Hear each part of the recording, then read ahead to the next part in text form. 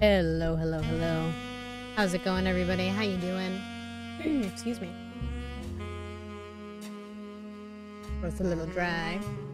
Anyways, how's it going? How's everybody doing? Hope everybody's doing well. I feel like I should turn down this music just a tad. Okay.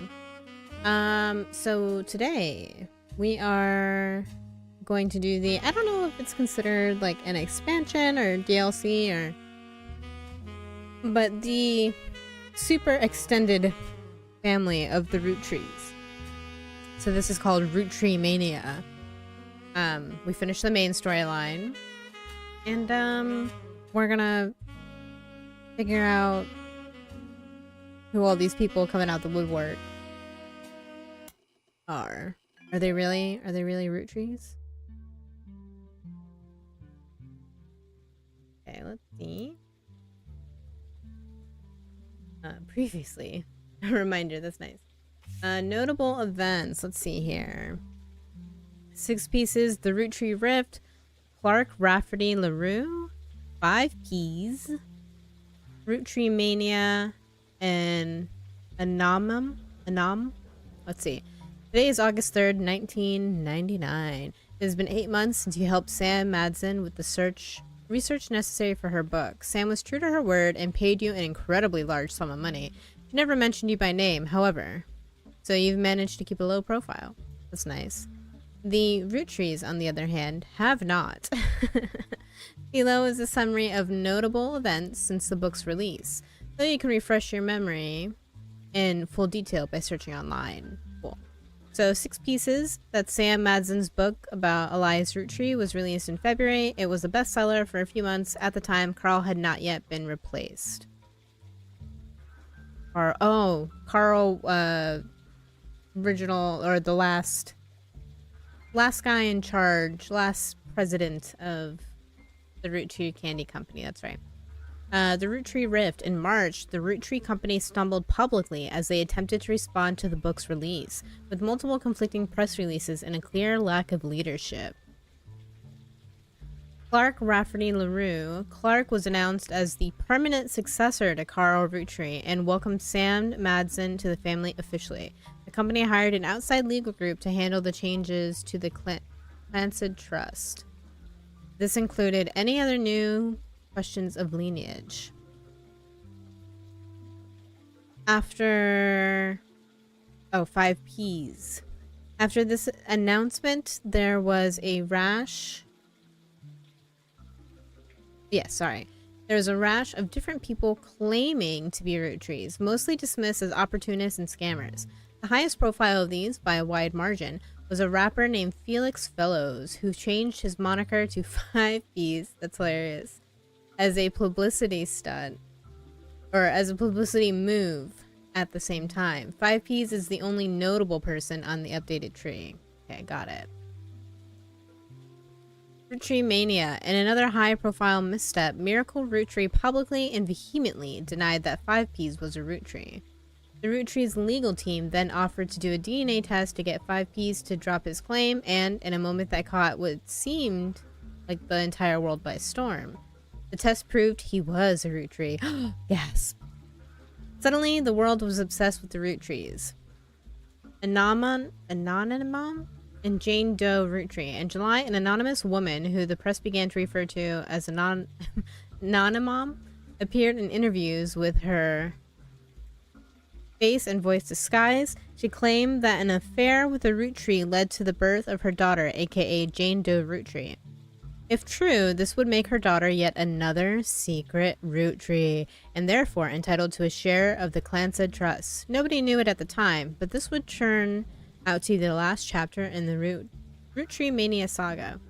As more and more Anonymous stories came out, people began to notice how much it echoed 5 Ps in nearly every significant way. The court of public opinion began to turn, confirming the world's suspicions. The DNA tests, orchestrated by lawyers on both sides, proved that her daughter was not a Roottree.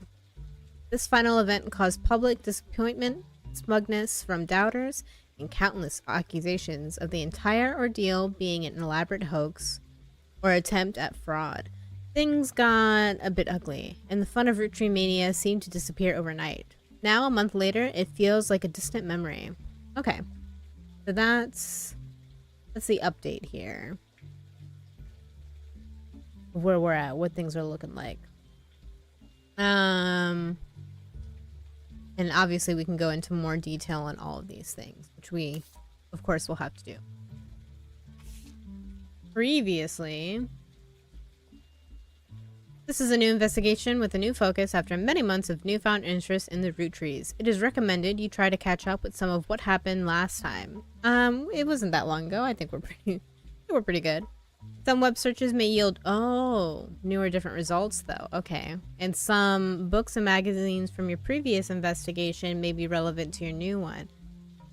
All right. Okay, so here's the most notable beats of the initial deep dive into the Rootrees. Roottree Candy Company was founded by Elias and Gwyneth many years ago. The entire family has a financial reliance on the health of that company. Most of the action took place in or around Butler County, Pennsylvania, where the company was initially located. Elias, Carl, and Raina were on the cover of magazines. Interesting that that's notable or very important. Other notable Rootrees such as Lauren, Miracle, and Jim had physical media such as record albums, books, and movies associated with them. Lauren's 2 diaries were probably the most useful resources. Yes, they were. The 5 pieces, Elias's children, could be identified based on the initials of the original candy flavors. There were 5 presidents of the Roottree Company. Many were featured in periodicals, excuse me. Stephanie Jones and Brian Jones were featured in campaign posters and led to Caroline Morton's art book, which enabled you to fill out more of the tree. Many of the younger Rootrees were found by following a complex rabbit hole through a conspiracy site that led to finding a searchable web address for Chris Rafferty, Lauren's grandson. November Roottree was really difficult to place.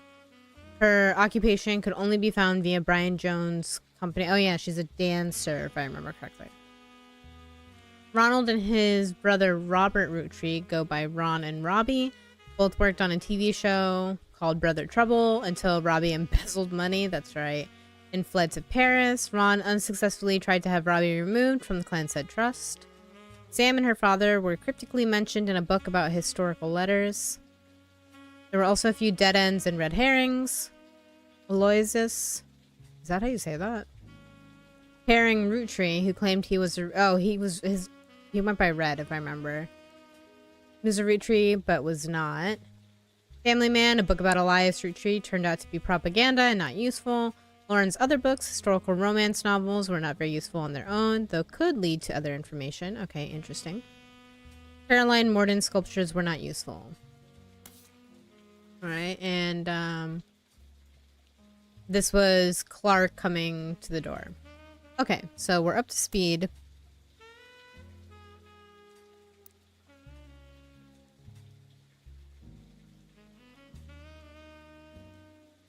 Possible infidelity 1, possible infidelity 2, possible infidelity 3. Family tree update. Okay.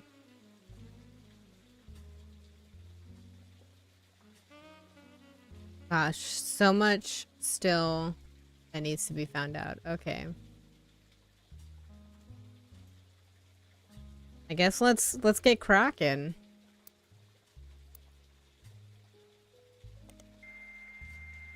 Oh, the sweet sound of dial-up.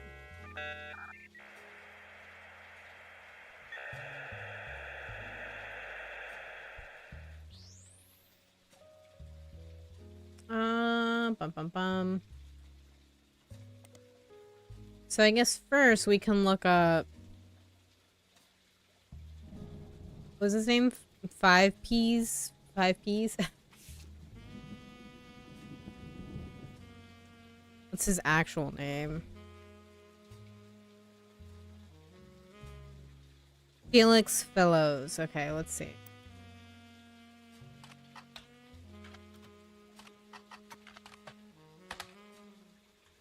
The rapper, who's found in some recent radio play after being publicly confirmed as a long-lost root tree and entitled to part of their fortune. His alias, 5Ps, is a play on 5 pieces, an article you find on a website known for their particularly harsh reviews of modern music. Gives his most recent album, Root of All Evil, 1 star out of 7 for whatever reason. The headline, more posers than my action figure collection. Damn. How mean.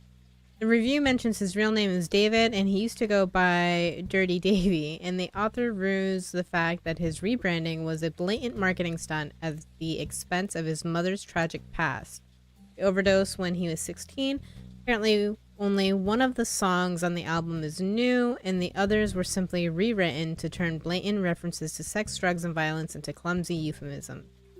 His rise to prominence was kickstarted when he appeared a few months ago on the cover of News Time holding a photo of his mother with Guy Hudson. Ooh, Guy Hudson, okay. At first, the Root Tree company denied it vehemently. Miracle Root Tree even appeared on the same magazine a week later. But since then, they've backtracked and publicly welcomed him to the family. Their press release at the time stated that they had new evidence that confirmed his story. Okay, so we'll call this one, what's his name?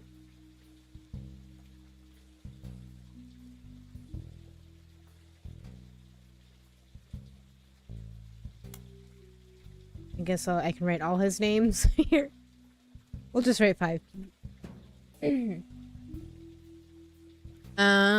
Let's see. We'll look up this album. I hope there's a song for him. Most recent album, 1 star.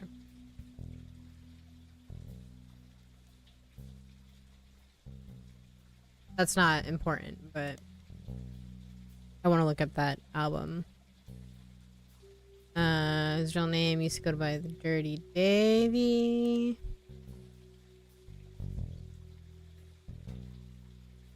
Mother's tragic past. She overdosed when she was 16. Appeared a few months ago on the cover of News Time, holding a photo of his mother with Guy Hudson. Okay.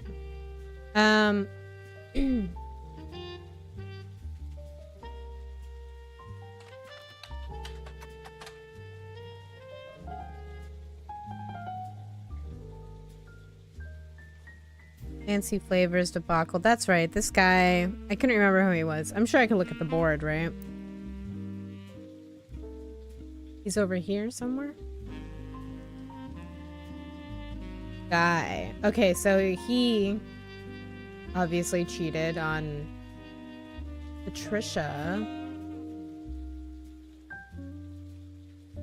That did not happen in 1921, though.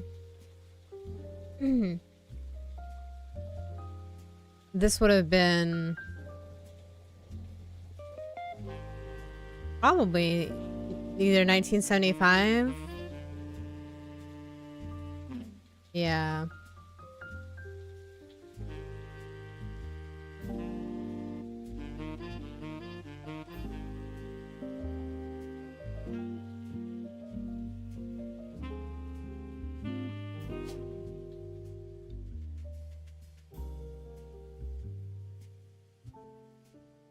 Huh, he's not on here. Interesting. I don't understand how to fill this out then. Let's I'll come back to that. Let's see.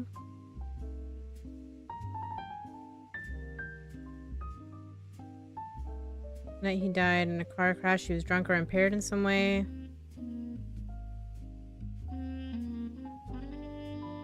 Forward stories about debauchery and swinger parties. Okay, so yeah, this is new information. Hey, Rosa Leaf, how you doing? How's it going? Okay, yeah, there's an older version of this page. So yeah, let's see.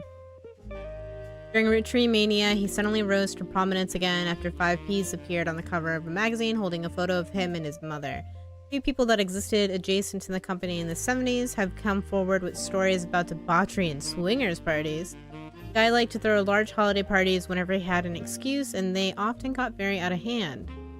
This fact has led some people to speculate that the night he died in a car crash, he was drunk or impaired in some way, but the Butler County Police have released multiple statements and ample evidence that proves decisively that it was not foul play and that no party had taken place. Rootrees lawyers have been quick to threaten litigation to anyone who has tried to disparage Guy or the company in public. Okay. Interesting, interesting. Should I make a page for him?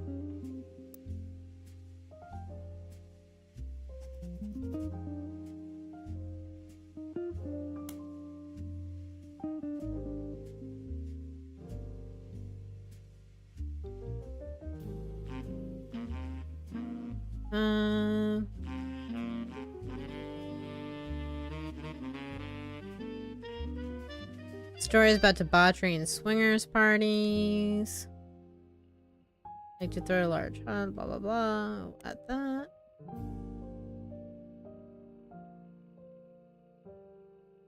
I guess it's not important that people speculated, but okay, we'll leave that there. What was this cover he was on? I want to look up his album, Root of All Evil.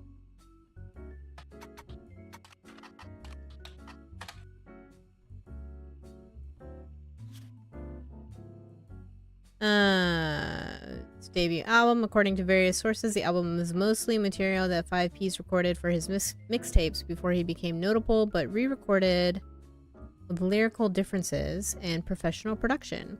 All Your Problems was the first and only single release. After dropping the single, 5Ps announced he'd retain the infamous celebrity lawyer Stevie Whitlock to sue his family. To date, it doesn't seem like he's followed through. At first, the single didn't make much of a splash, but Whitlock, known for publicity stunts, paid thousands of teenagers a few dollars an hour to call and request the video on MTV, which increased its profile. Wow, what a loser. MTV eventually caught on and banned the video altogether, which in turn received national news coverage and made the song even more popular. That's funny.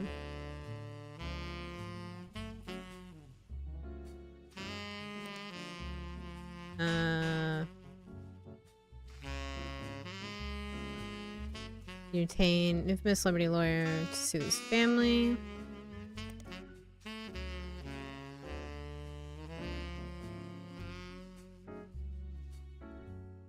Let's look up.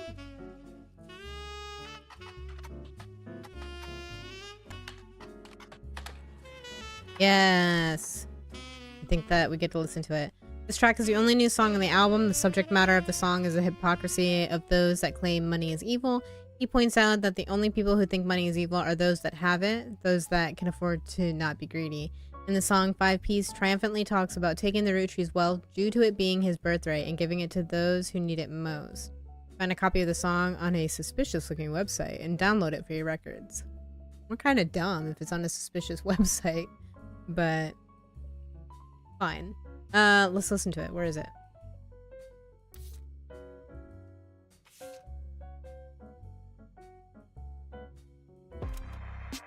Attention, attention, Rootrees.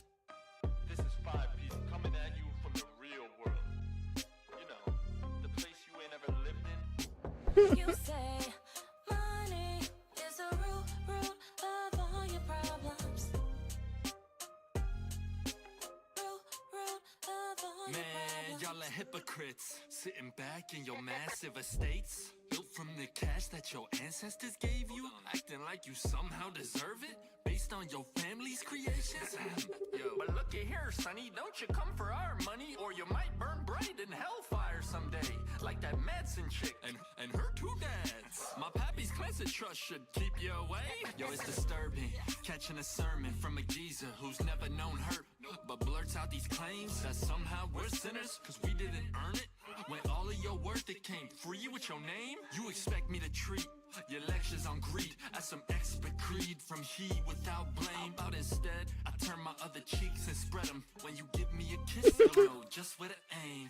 You say money is a root I can see why it wasn't let me rated very highly.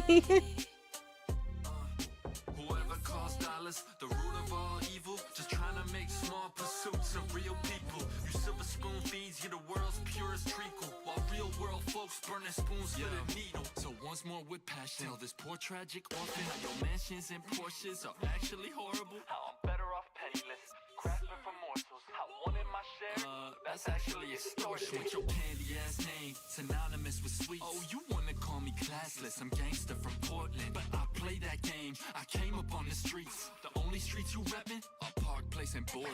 Hypocrisy, monopoly is toppling. When I knock, have G's. top off my pockets, please.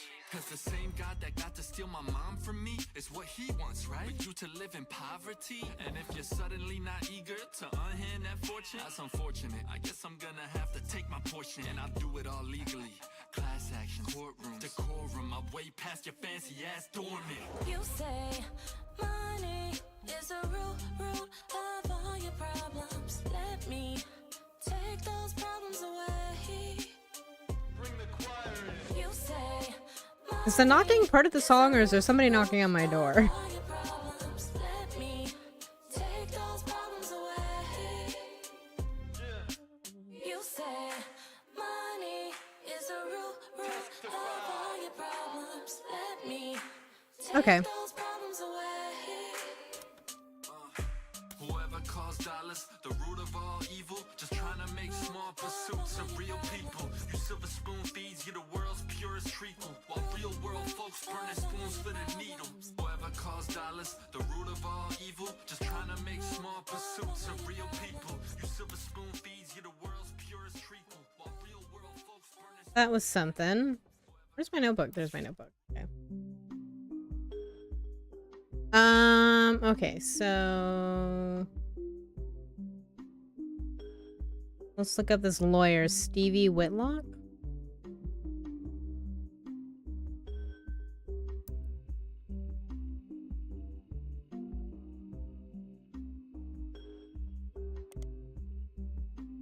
Lawyer with a history of publicity stunts and grandstanding. Still, she's managed to rack up quite a few legal victories for C-list celebrities and athletes.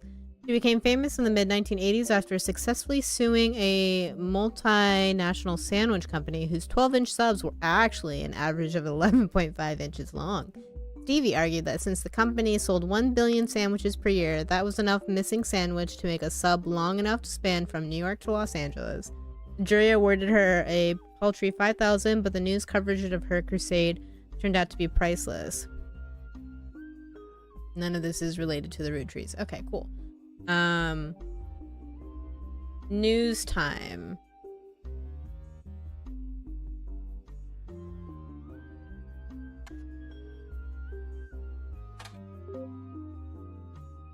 Cool. Major news periodical that releases a new issue every week. The rapper 5 Piece famously appeared on the cover claiming to be a root tree. Then 1 week later, Miracle Root Tree did the same, denying that he was.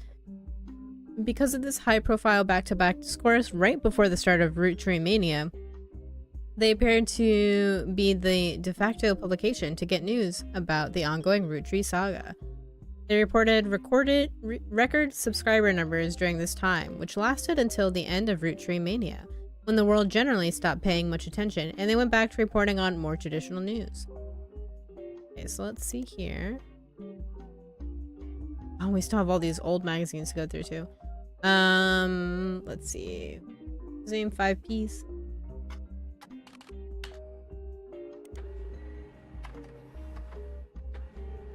Alright, famously appeared on the cover, kicking off ROOTTREEMANIA, then a week later, Miracle. Yeah, so we'll look up her as well. Miracle Root Tree appeared on the cover of the magazine in an article that focused heavily on 5 Piece as well. Summary of both articles, as well as a close-up of the photo of 5 Pieces holding on the cover of his issue, has been added. Okay, cool.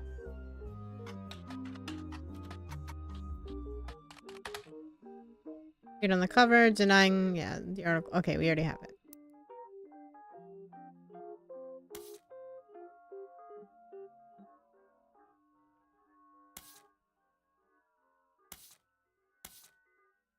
There we go. Oh, that's right. Miracle. I couldn't remember who Miracle was. He's a fucking preacher. So here's 5Ps. And that's a picture of his mom and Guy Hudson, who we're assuming is his dad, I guess. Yeah, he was related to Guy. Appeared on the cover, holding a photo of his mother and Guy. The article concerns his insistence that his father was Guy. The story was dramatic and sensational and initially dismissed as fake until a DNA test proved that he was related. Okay, so it says that he's related, but does that mean that Guy is... Well, Guy didn't have any children, right? But he does have a twin sister. What if his sister is actually... Would that show up in a test? I don't know. I feel like this saying that he was related but not necessarily his son is important. 5P says that his mother, Joanna, was Zach Morden's secretary when he retired, and then Guy Hudson's secretary for only 1 or 2 weeks after that before she quit. The first few weeks that he was president, his parents divorced when he was 4 after his father learned of the affair. Felix and his mother then moved to Portland because she was afraid of her for her and her son's life. He grew up with her until he was 16, but one day his mother never came home from the movie rental store where she worked, the register. The next morning, they found her dead from an overdose in her car. Dude, that fucking sucks. She had stolen all of the cash from her drawer and spent it on heroin. Jeez. As Felix went through her belongings, the only things he had to remember her by were a hairbrush she always used, some photos, and a stuffed animal from her childhood. But then he found it, a box hidden in the back of the closet. Inside were love letters and photos related to Guy Hudson, as well as a letter from his father containing threats. He threw it all away, with the exception of the one photo he appears with on the cover of News Time. He says it was the only one where they were dressed... Wait, the only one where they had clothes on? What? The only one not from the affair itself. The picture is shown in full inside the magazine and was added to your evidence.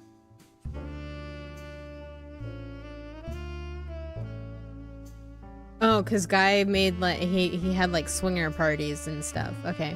Gross. Anyways, the magazine also includes some additional history about 5P's career. Felix Fellows was born to Riley and Joanna Fellows, but has never rapped without a moniker. He tried to find success by opening for other artists and even by selling CDs on street corners in Portland. He's only recently started going as 5P's to harness the power of his lineage. The writer did some research into the truth of these claims and was able to confirm that Joanna did work for the Rootree Company as a secretary sometime during the early to mid-70s. It also confirms that she died of a drug overdose and that Felix went into foster care soon after. They were unable to track down his father. They also reached out... See, so... that doesn't necessarily mean it's... I don't know. I'm still suspicious if it's actually Guy or not. They also reached out to the Rootree Company, but at the moment the company's blanket statement was, since the release of a recent book, Rootree has seen an overwhelming number of false ancestral claims. None have been factual, and nearly all have been knowingly dishonest.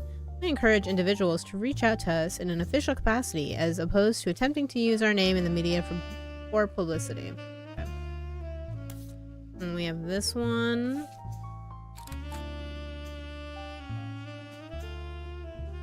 Miracle. Appeared on the cover shortly after 5P's. He vehemently denied that 5P's was Rootree. The article was from before the DNA test that proved it. Miracle doesn't focus much on the details of 5P's accusations regarding his mother and Guy. Instead, he comes across as exhausted at the events that have been going on behind the scenes, as well as the character of those he feels are attacking his family. He starts with 6 pieces content. He says that although most of the book was based in fact, it left out anything that wouldn't fit the agenda. He points out Sam's daughter still earns a generous salary for overseeing the farm division of Rootree, and that Sam did the same before her. that Sam's family was not destitute, and that really it was only her son who chose to take on a job with no salary. He claims that though they didn't have to, the family helped pay for her son's medical bills after voting that it was the right thing to do. Miracle also says that the story about his father Elias shunning EC was one-sided, leaving out Edward Clancy's blame in the whole thing. What blame? Elias gave him a simple ultimatum. Stop sinning or be disowned. Oh, fuck you. Stop sinning or be disowned. Terrible. Screw them. Miracle says it was EC's own choice, and that Elias allowing him to earn food and shelter on the company's dime was a kindness, especially considering that he and John continued to live together. Miracle then pivots to the fallout from 6 Pieces. He recounts a deluge of claims that Clancy trusts that the family have been subjected to. He doesn't cite any specifics, but says that every time someone comes forward, the family devolves to arguments. They've had to hire an outside legal team to help, but so far every case has been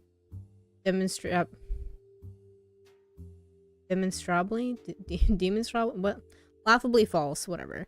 All they do is tarnish his family's reputation. He focuses on 5Ps who appeared on news time before him. He calls him a grifter and a delinquent and says he is using their name and products to sell filth to the masses. Of all the accusations, he says this is the most dangerous because it exposes the world to hatred. He cites 5P's lyrics as violent, sexist, and ungodly, and prays the boy will repent, retract his lies, and find religion. Whatever, dude. I bet he cheated. I bet he's had an affair somewhere down the line. Because he fucking would. Lastly, he turns to the future. Miracle states that those that wish to hear the true story can join him on his farewell tour this upcoming fall. The Miracle's Root Tree are planning on touring the country's churches one last time, and that now, at age 71, Miracle is the oldest living Root Tree. While he plans to continue preaching at his own church in Butler County after the tour, this is your last chance to hear the truth from the man with the most complete recollection of one of America's most notable families in your own hometown. The article mentions that Miracle's son, Miracle Jr., did not wish to comment and has a statement from Clark Rafferty LaRue through the Root Trees law firm. Miracle does not speak for his entire family. We're working carefully on a plan to definitively disprove any claims of infidelity in our family's past. The article also does not refute Miracle's claim that he's the oldest living Root Tree, despite Sam Madsen being born the year before him. It was unclear if Miracle made the claim out of ignorance or spite. I'm gonna say spite. He sucks. Okay.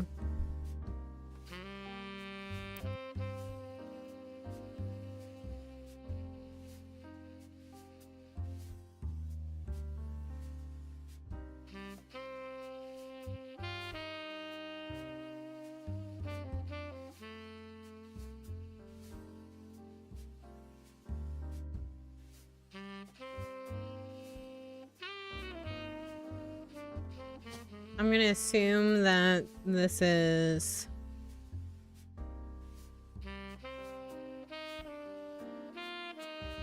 Felix here.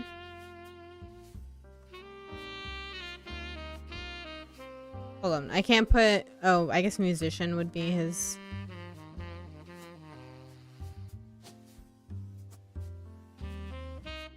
I'm assuming that's his spot, but I could definitely be wrong. Hey, Goober. Hey, Kahariel. How's it going, everybody? How y'all doing? We're continuing this family tree here.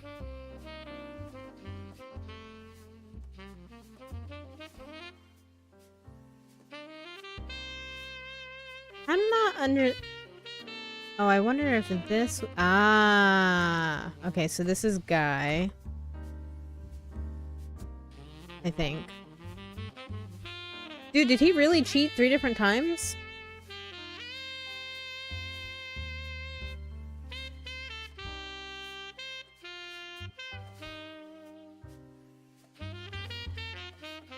Again, they didn't say that it was him. So this dude's mom was also... What's her name?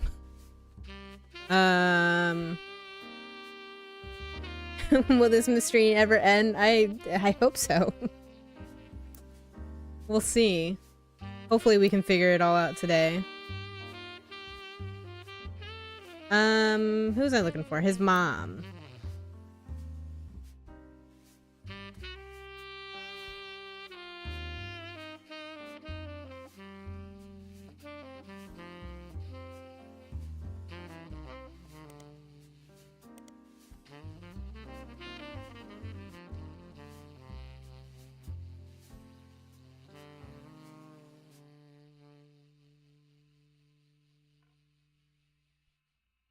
I become very sick. You mean is sick? Did you become sick? I blame Josh, but his stream was the last one I watched before it really kicked into high gear. It's all his fault. Because his was the last one that I watched. Blame Josh. That's a bummer though. I hope you feel better soon.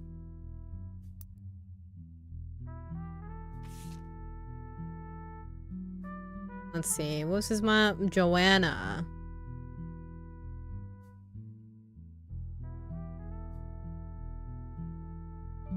So, is her last name Fellows?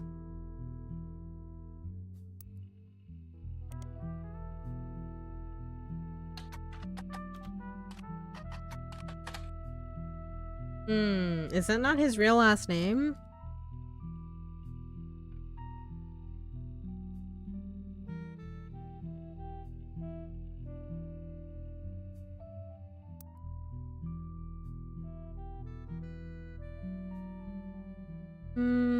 His mother and Guy. Yeah. See, it just says that he's related to Guy, but it doesn't say. What's his dad's name?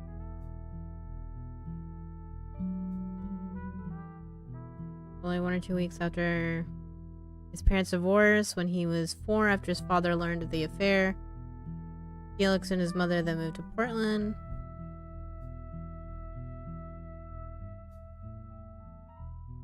Is there really no information I can find on her? Alright, let me look up what's the other guy's name.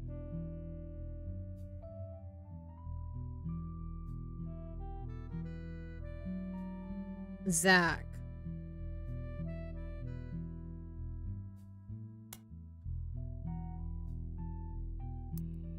'Cause what if he's actually...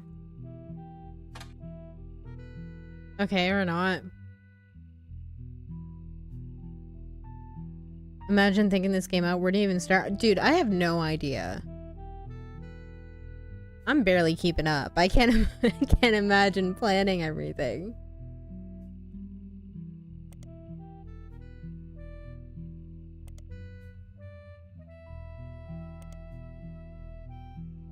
It hasn't been updated for 8 months and may now be irrelevant. Okay.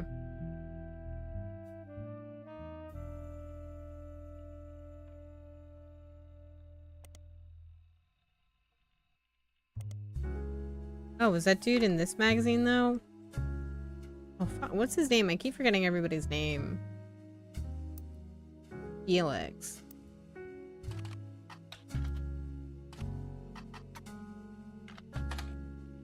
Oh, okay.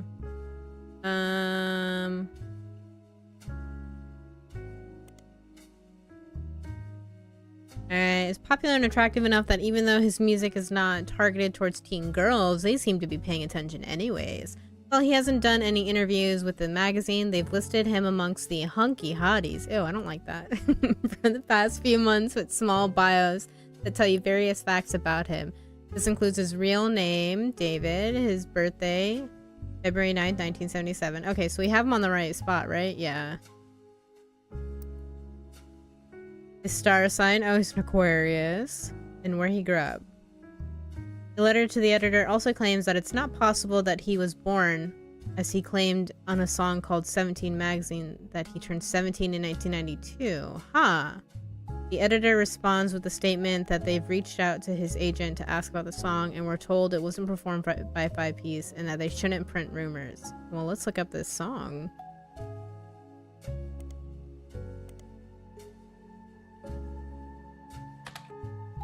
Do we get a copy of the song? I really want a copy of the song.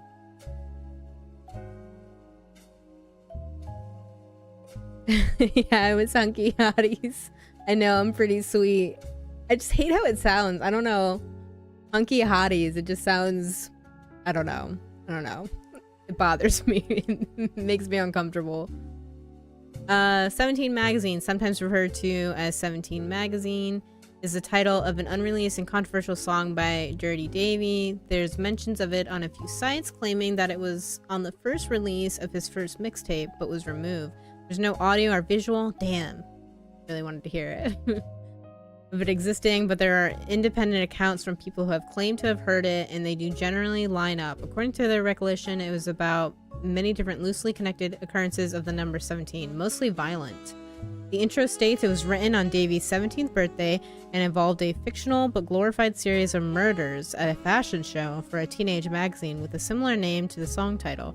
The person doing the violence was apparently trying to beat Dahmer's high score. Jeffrey Dahmer had pleaded guilty to killing 16 people in 1992 due to major acts of gun violence in schools earlier this year and the subsequent backlash against violent music and video games. It is generally considered in very poor taste to bring it up.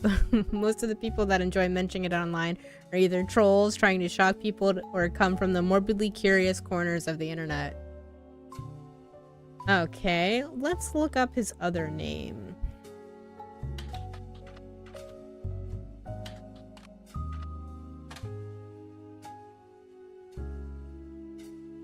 His birth name was David Fellows. Okay. Used to sell records and perform live shows in Portland under that name. There are some people selling his old mixtapes on auction sites. One is apparently called Dirty Devil and another Dirt Poor. Let's see if we can find those.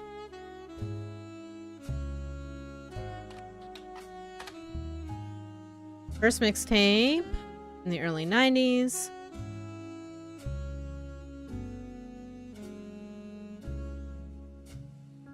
There's discrepancies and debates about what year exactly it was released based on some of the pop culture references, with the range thought to be somewhere between 1992 and 1994. One of the songs, Yes I Can Jump, seems to be at the center of confusion. Some fan sites claim that there are multiple versions with different track lists and song links on them, though because there's very little evidence in the mixtape online as it is, it's even harder to verify that information.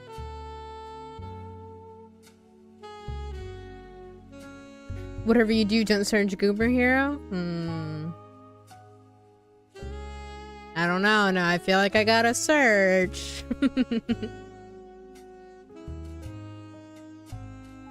Let's see if his other song. We gotta find some more of this guy's songs.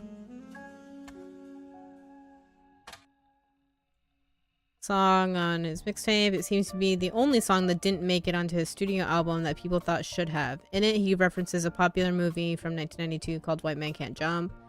This reference has caused some confusion amongst the fan base. Because of it, it is agreed upon that the mixtape had to come out in 1992 at the earliest.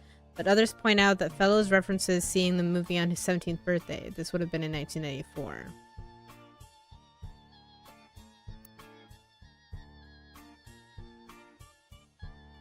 Oh, so this can't be right.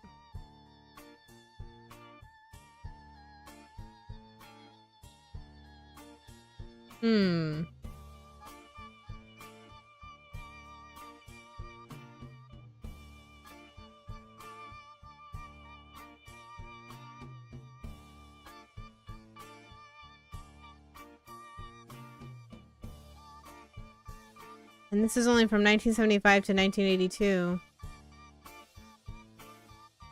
No, yeah. Okay, never mind. Because he said it would have been 17 in 1992 or 4 or whatever it was. So he would have... The affair would have already happened. But was he the first affair? First result of the affair?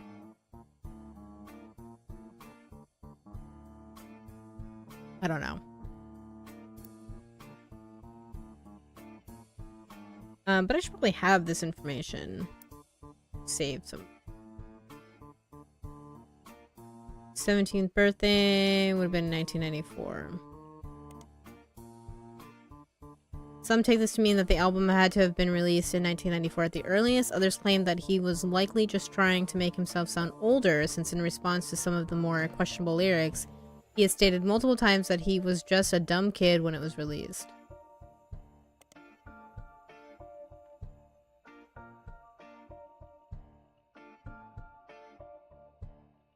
Okay, and then there was, I think there was something else. Yeah, Dirt Poor. Let's look at that.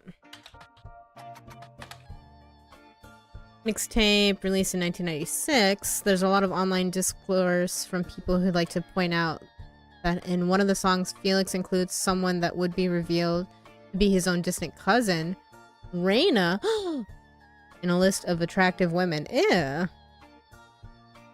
I mean, I guess he didn't know he was related, but...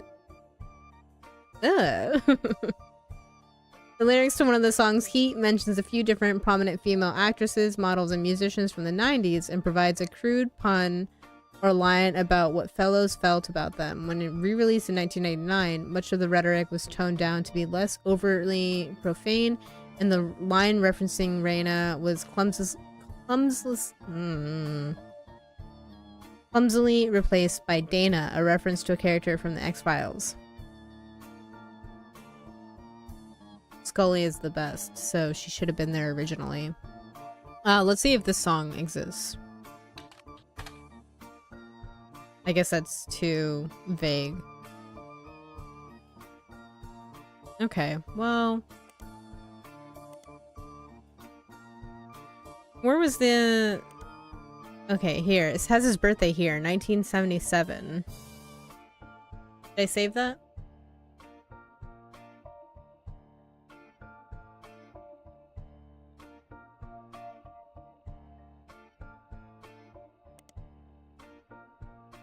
His real name is David. I think I already have that written down.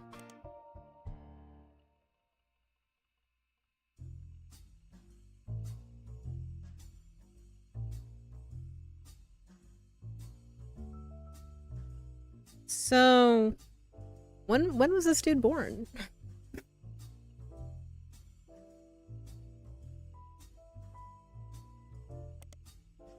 Okay, so we know his mom's name is Joanna. When I look her up, there's nothing. Oh, maybe... Oh, she wouldn't have...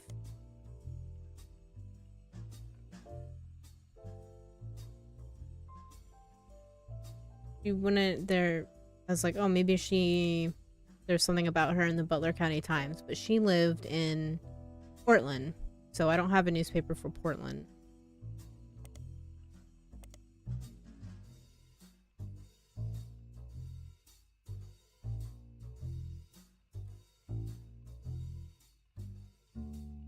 Hmm.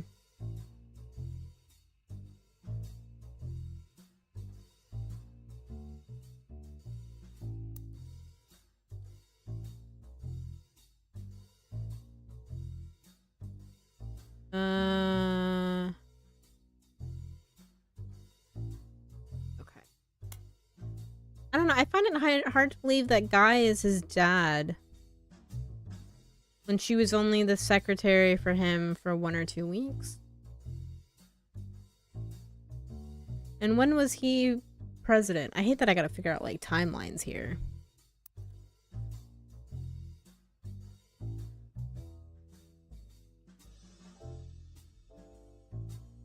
So who's around in 1921?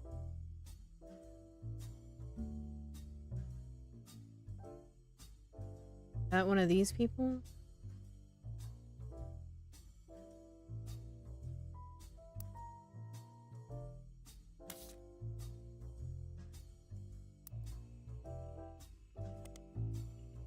Just gotta start searching up everybody. Miracle Root Tree. Yes, okay, so this has new information. Hey Hiomi, how's it going? How you doing today? Since Miracle Senior is going on a new tour. In late 1999, the previous flyer for 3 generations of miracles has been replaced. Be a part of history. The oldest living root tree reprises and retells his incredible true story. But we know he's not the oldest because he's a dirtbag liar.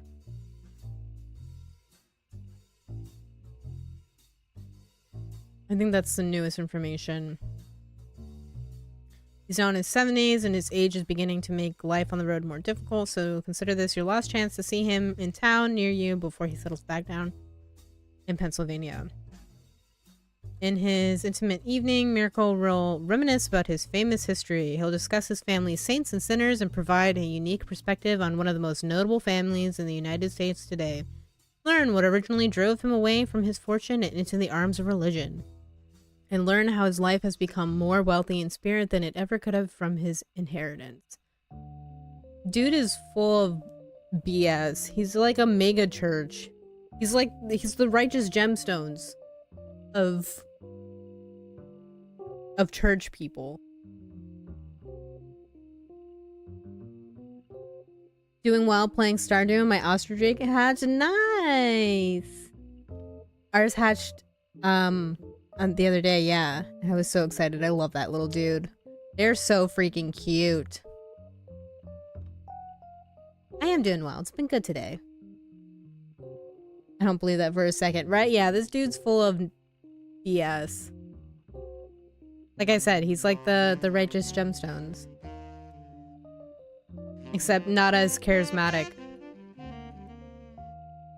Site also lists the church he will be appearing in and mentions that tickets can be purchased on their local services. Noticeably absent are any mentions about Miracle's new appearances. Okay.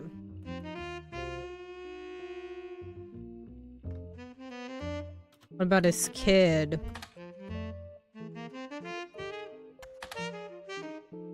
Okay, irrelevant. Let's see.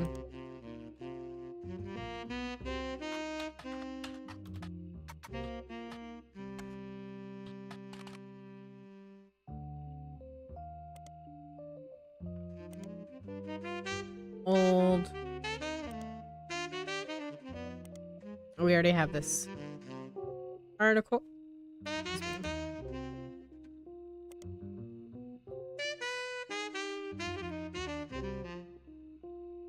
Okay, so he's not in anything there. I think I'm gonna have to start... So, if this first affair happened in 1921, I gotta start... I mean, that honestly may have been one of them, right? Founded in 1908. When did they have their kids?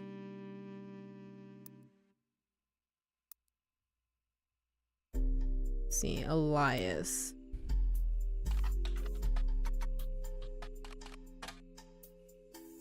Okay, yeah, this is a new updated article here. Is this all to solve one murder case? No, so we're solving who in this family has children out of wedlock, basically. Who has children who they've cheated on and now have children outside of the like core root tree family. Can I zoom out anymore? No.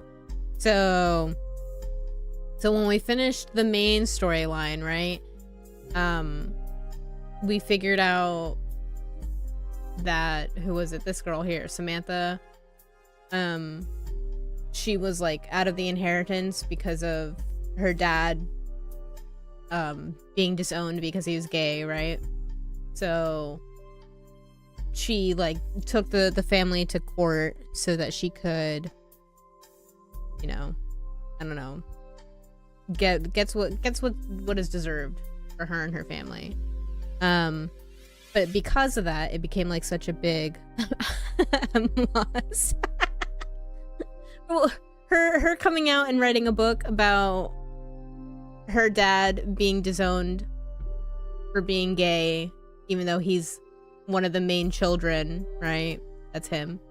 Was like such a big scandal, like big deal, that now we're getting a bunch of other people coming up that are like, hey, I'm also a root tree. Because everybody wants... The root tree's got money. So everybody wants money. And we have to figure out who of these people are actually part of the family. And they're all from affairs. Yeah, okay. Sorry, I wasn't very good at explaining it at first. I was getting lost in the weeds. There's a lot. So there's 4 different people, I think, here. Well, not this one. I don't know what this is. There's 3 different people who have not been faithful. And because of that, there's all these different, you know, children here, right? So we have to figure out who was unfaithful. And I'm gonna try and go back here. I was starting with whoever this person is. I think it's Guy Hudson. But he clearly got very busy. And I haven't found much information. Besides the fact that his son, his illegitimate child, is a rapper. I don't envy you. I think it's fun. It's a lot, but it's fun. So I'm gonna go back here. So this affair was in 1921. So I'm pretty sure that has to be one of these 2 people. I'm gonna accuse the guy first, but you know, it could be her. Women can cheat too.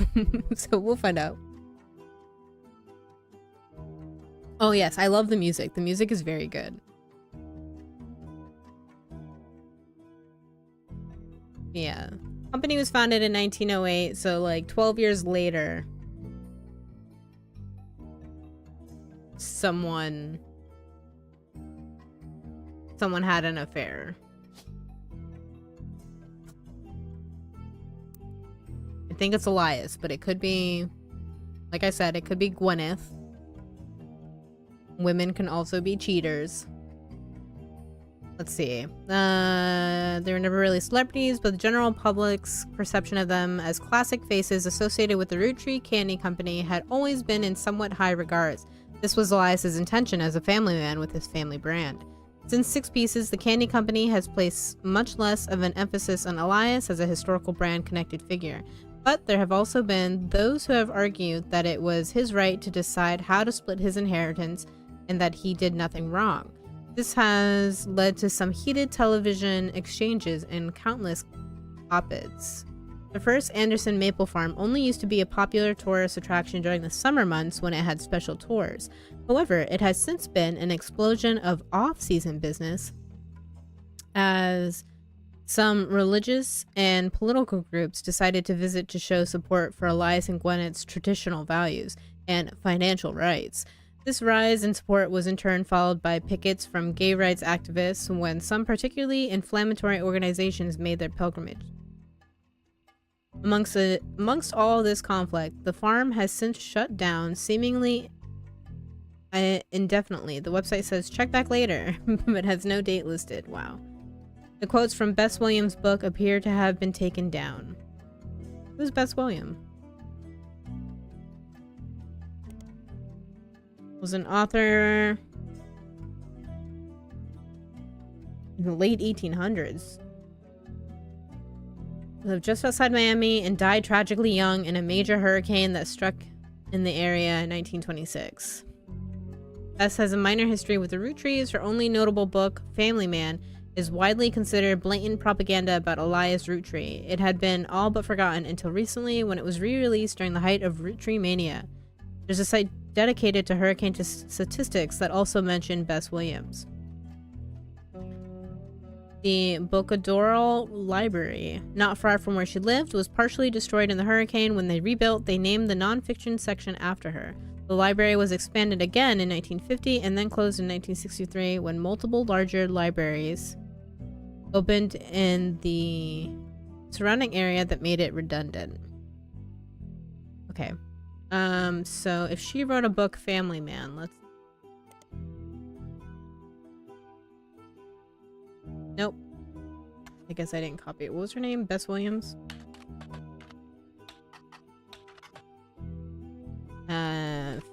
Amelia, man. Nope, that's not how you spell. Alright. A reprinting of an old book. Yeah. Let's see.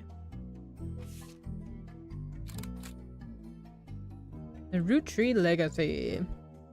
The dictionary defines propaganda as information, especially of a biased or misleading nature, used to promote or publicize a particular political cause or point of view. But if they were to replace that definition with a picture, it would be a picture of this book. The book tells you nothing new about Elias, and from what you know of his true feelings towards some of his extended family, you're not sure it tells you anything true about Elias either.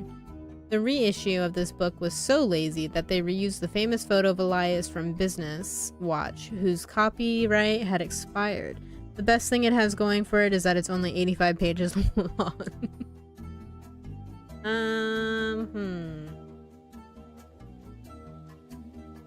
Well, if I can save his photo, that really kind of solidifies, I think, that he did indeed cheat on his wife.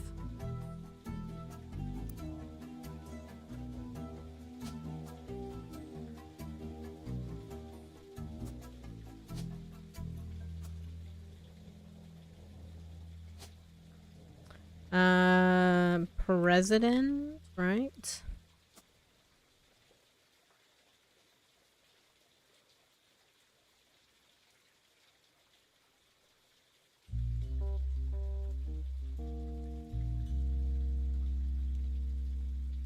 And then Miracle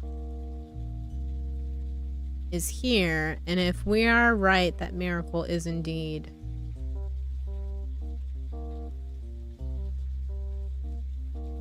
this has got to be Miracle, right? Preacher, is that what he is?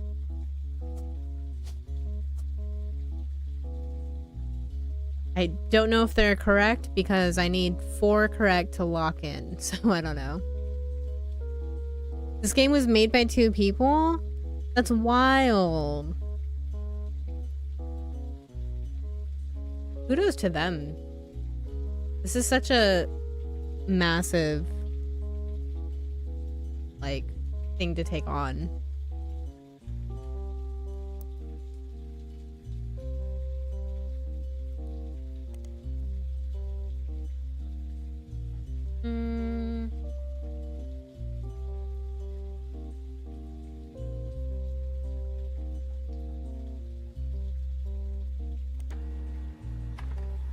Alright, the Bocadoro Library no longer exists. You find multiple libraries in the area. According to the website for the library system in Miami, the building where it once sat is now the Miami Print Museum. Searching for the Miami Print Museum, you come across their website. It states their hours and a list of exhibits. The building is very small, admission is free, and they only have room for a few different displays. One of the exhibits is their courtyard, which includes a fountain as well as a statue of an unknown author. The picture has been added to your evidence. Another is a printing press that was used by the Miami Sunday, a now defunct weekly newspaper. The last is the original print of Cuba by Cubans, an art book.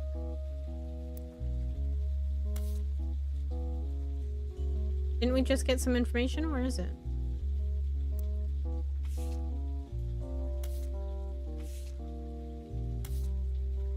Just printed something. Why can't I?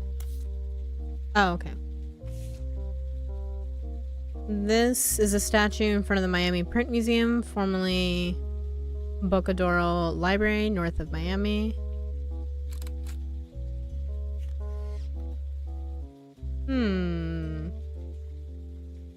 Who is she? Imagine the late hours coming up with this, right? That's too much. I can't imagine, honestly. Trying to figure this out is one thing. Rootree family picnic. Also in the photo, having an affair that led to his birth.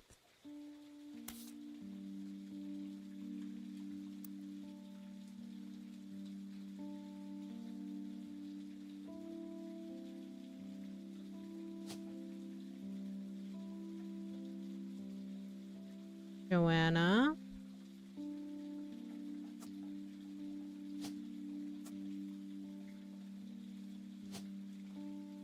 Ricky? Was his dad named Ricky? I feel like Ricky was someone's name. I guess I'm wrong.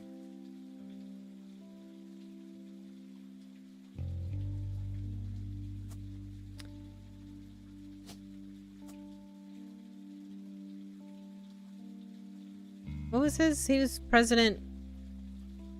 The third president.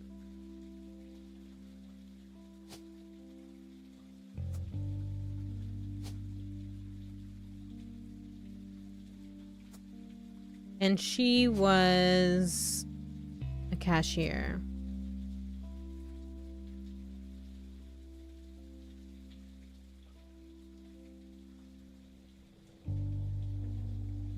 Oh, or should his name actually be David? There we go. Okay, we're getting somewhere.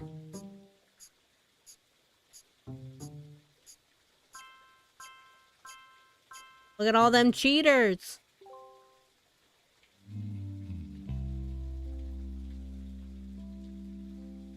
You've also unlocked none. Hold on.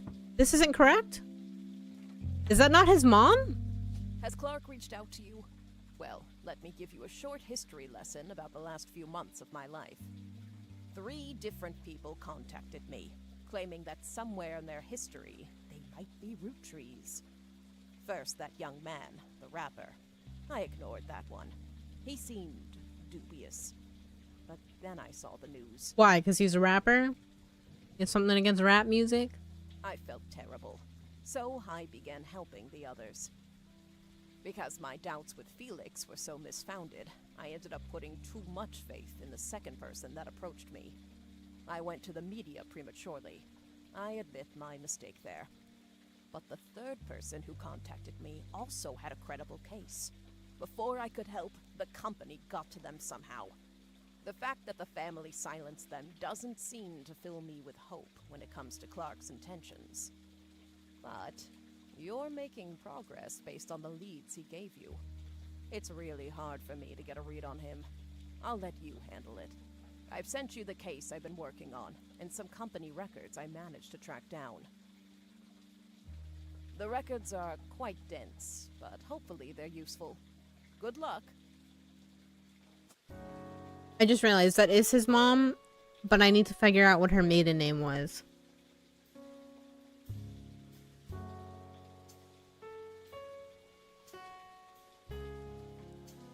Dang it.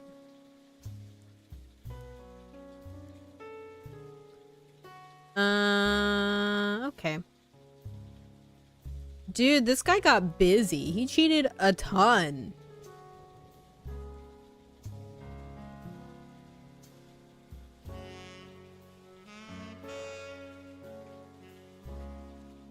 And then, of course, like I said, fucking called it. Preacher is a trash person.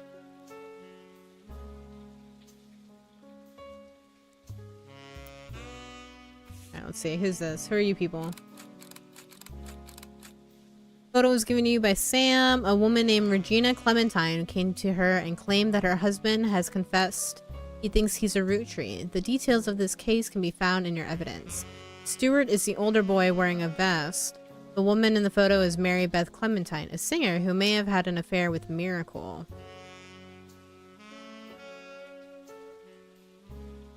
Oh, that's cute. And she has a... Is that what a Clementine looks like? Yeah, right? It just looks like an orange to me, but that's cute.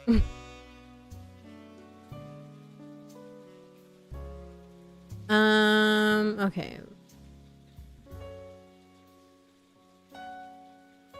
Regina Clementine came to her and claimed that her husband thinks he's a root tree. Okay, yeah, so let's look up these people. Was I given anything else? Yes. From 6 Pieces Protege. This is all the information I have about Regina Clementine. Oh, Regina Salazar. Okay. From New Orleans, Louisiana, and her husband Stuart Clementine. She wrote me about a month ago. Apparently, the Rootree lawyers went after her since then. By the time I received her letter and called her, she told me she couldn't cooperate anymore. Her husband, who is a police officer and never knew his father, told her he thought he might be a Rootree, but he's estranged from his family and didn't want to pursue it because he had no proof. She wrote to me behind his back. Normally I wouldn't be so sure, but she had some pretty credible facts. Some of it I've been able to confirm. Stuart's mother was named Mary Beth. She was pretty well known in the 30s to 50s, a singer who went on tour to a lot of churches. You can look her up online, and she was a pretty big proponent of adoption.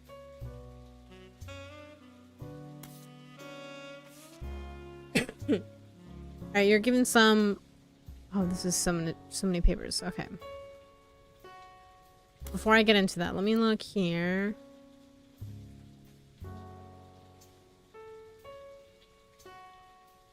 Okay, so this is Clementine.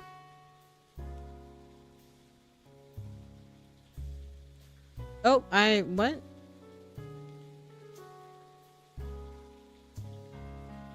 Wait, what was her name? Beth? Mary Beth?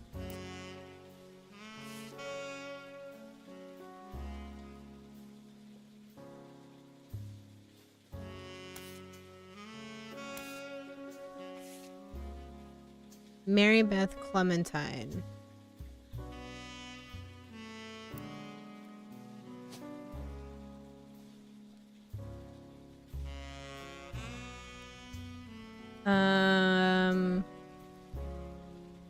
She was... This rain noise is gonna put me to sleep. She was a singer?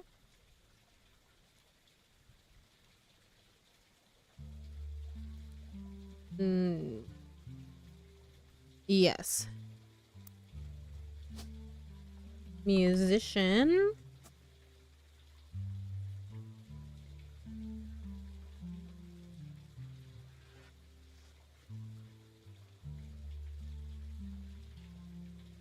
And then this dude's name is Stuart.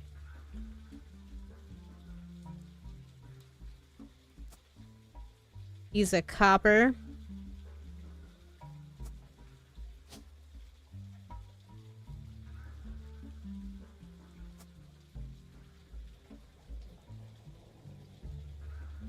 And he married, what was a lady?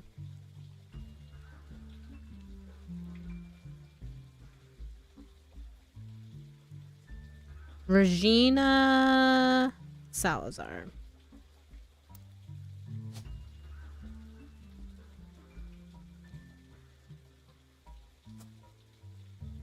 Cool.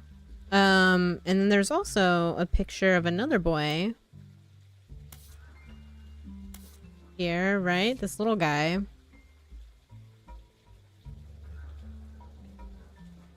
We assuming he had a younger brother? Yeah.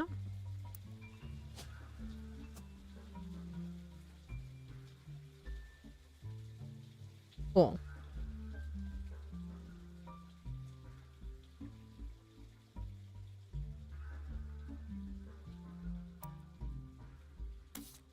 So now here, all right.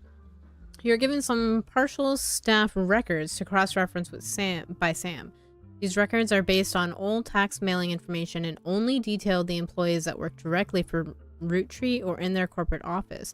The many laborers on their farms and their factories are not listed. You're not sure how helpful it will be except for cross-referencing guys, secretaries, and visits overseas.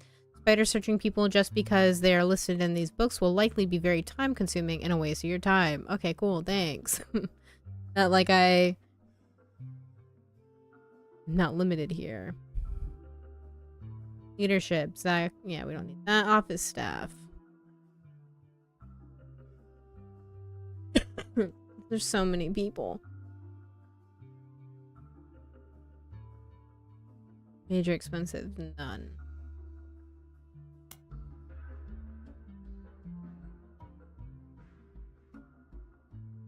Guys, replace Ernest. Special management, office staff. Patrick Decker was hired. Ah, here we go. Joanna Robertson. No longer listed amongst the secretaries, but a Joanna Fellows has been added to the list. Okay.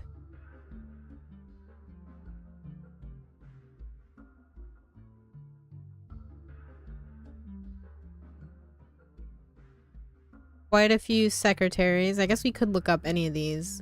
This dude was banging all those secretaries. Who knows? But let's put her last name. Robertson.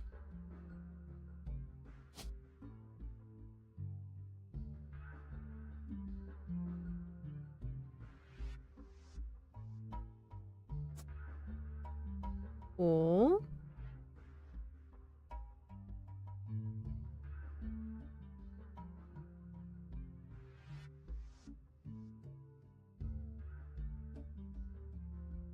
So she was there.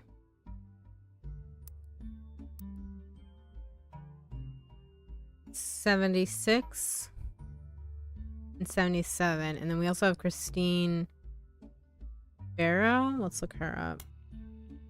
Okay, or not.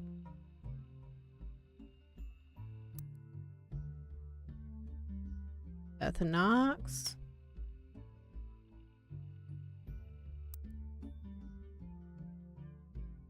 Ah, Christine Garland. Let's see that. Okay.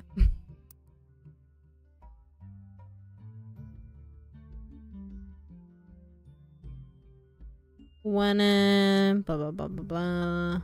Beth Knox 50-year work anniversary.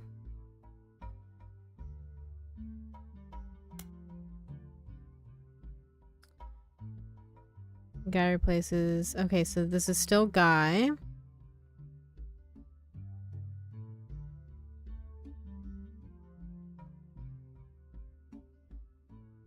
Treese and Corrine. Julia. Dude, this guy went through secretaries.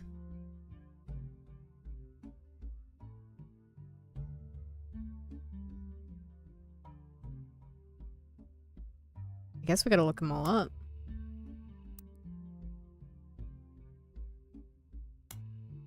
Aha! Comes up in a few articles from local news stations in Pennsylvania. Some of the people attempting to track down Anonymom were harassing her. She recently had to take a leave of absence because people showed up at the car dealership where she works. She's begging people to stop the accusations so that she can get back to a normal life. In every article you find, the journalists involved have independently verified that she is not Anonymom. Why do they think she is?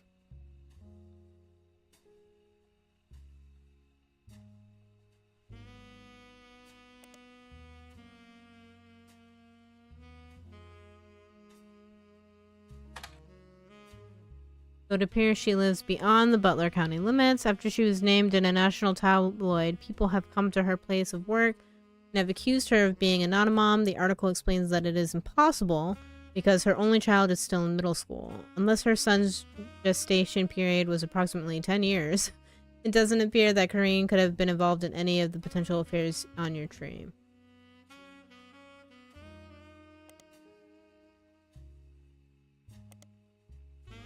Where does she keep coming up, though?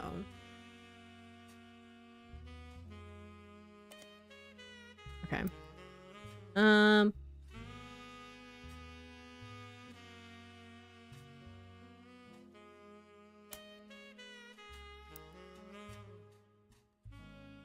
Banana. Oh, I didn't mean to do that.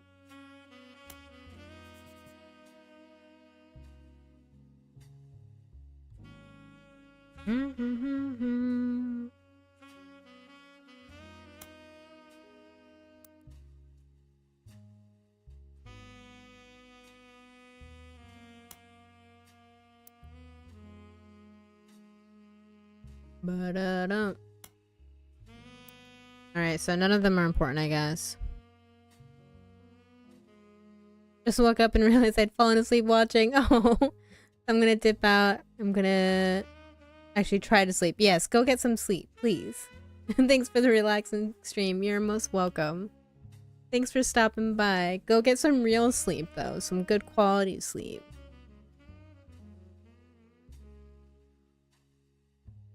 Farm people. And yeah, there's just way too many people. I was focusing on the secretaries, but honestly, I mean, any of these people, I guess, could be.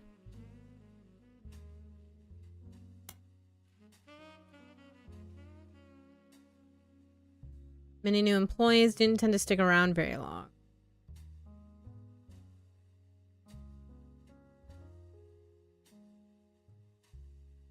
Where are you, Terry? I guess not important.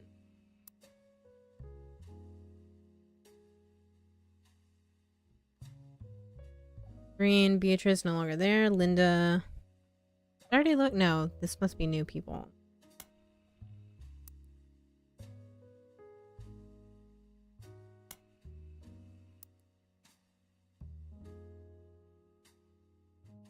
I think I looked up Lisa Lewis already.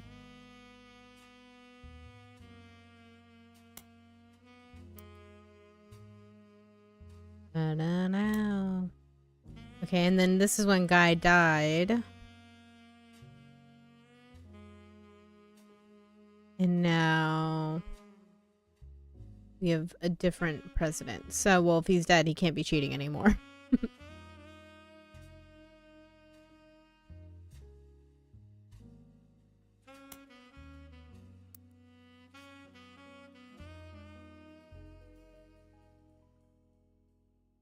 No secretaries are directly employed by Rootree. Rootree instead uses a temp agency called Work Time Temp. Let's look up them.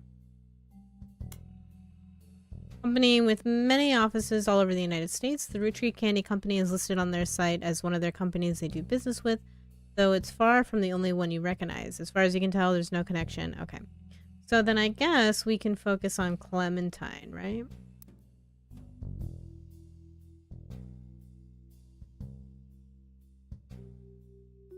Mary Beth Clementine.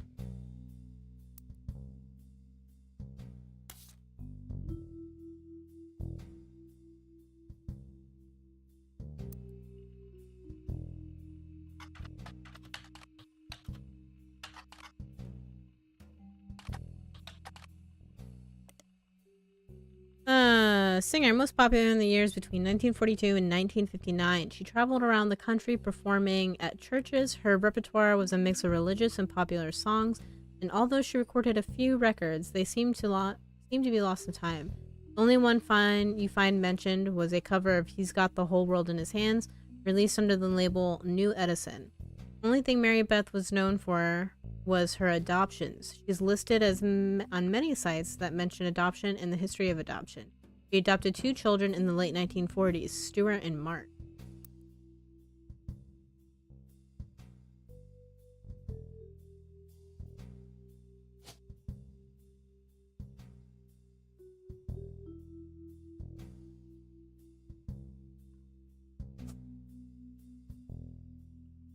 Oh, I guess their last name... No, yeah, it would be Clementine, right? I know his is still Clementine. She also spoke as an advocate for the benefits of adoption in front of the United States Congress in 1949, who were convening to debate and discuss the then recent first adoption of an African American child to a white family in the United States. She was specifically there to detail her experience going through the system to adopt Stuart. Her other son was adopted later, and according to a single line on one of adoption sites, under unusual circumstances. Unusual circumstances. In 1959, it surfaced that Mary Beth had been twice divorced, both times to her manager Sterling. This ended her career with a religious audience she had been catering to, and while she performed occasionally since then, she mostly faded into obscurity. Mary Beth passed away in 1994 at the age of 76.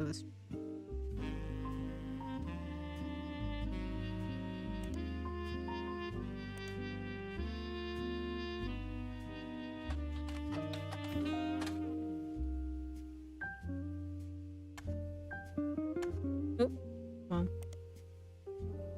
Let's see.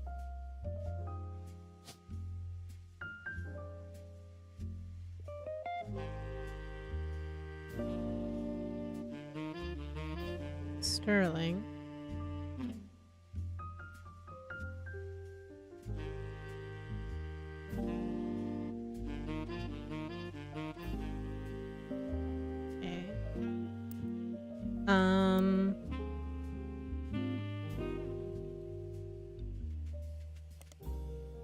New Edison was a small record label based in Los Angeles that existed for a few years in the 40s. It raced to release cover records of songs that were gaining in popularity. According to a website about the history of recorded sound, it was named after its founder. Oh, Sterling Edison. Okay, so. Oop.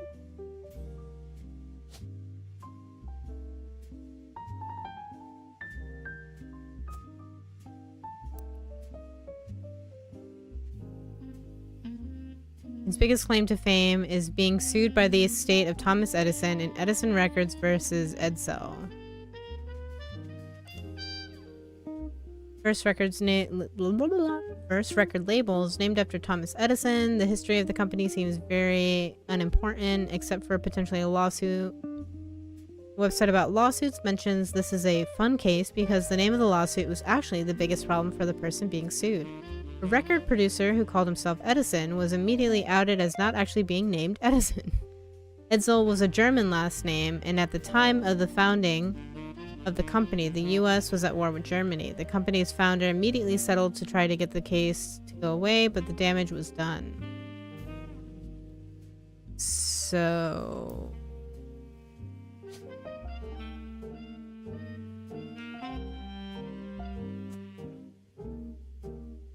which one is the correct one to put down then? I'm gonna put Edsel for now.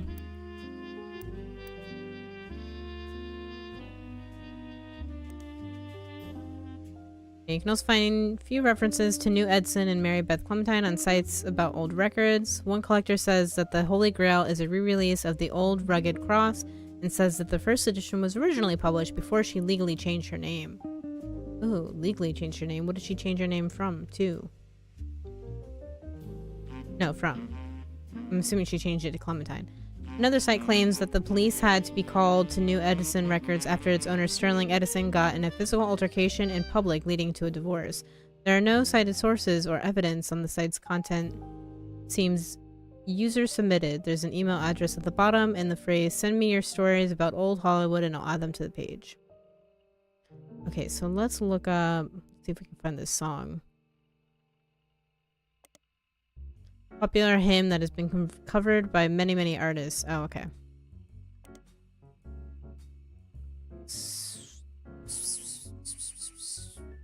Sterling, that's his name.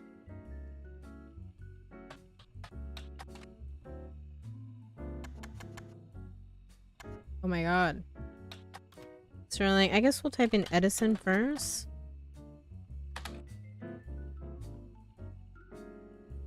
Oh, this just brings up his record company. So let's do... what's his actual last name? Edsel.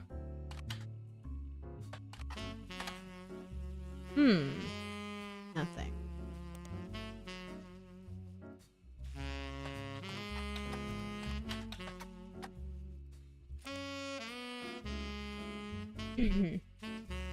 Seems that New Edison Records and Modern Music Monthly had quite a lot of overlap. There are countless advertisements for various covers of popular songs, and they all start to blend together. When you scan the results of anything other than an advertisement, you do find a very brief blurb from when New Edison was sued by Edison Records. By the time the magazine had covered it, it seems like the lawsuit was settled out of court and New Edison was destined to shut down. The owner, who went by Sterling Edison, said he'd likely create a new record company. There's no evidence anywhere that he did. And that was the last mention of him. Okay. I'll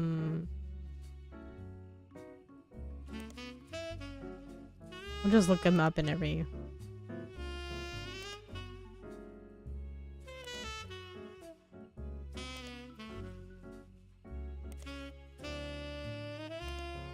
Okay, interesting. And then we have Mary Beth.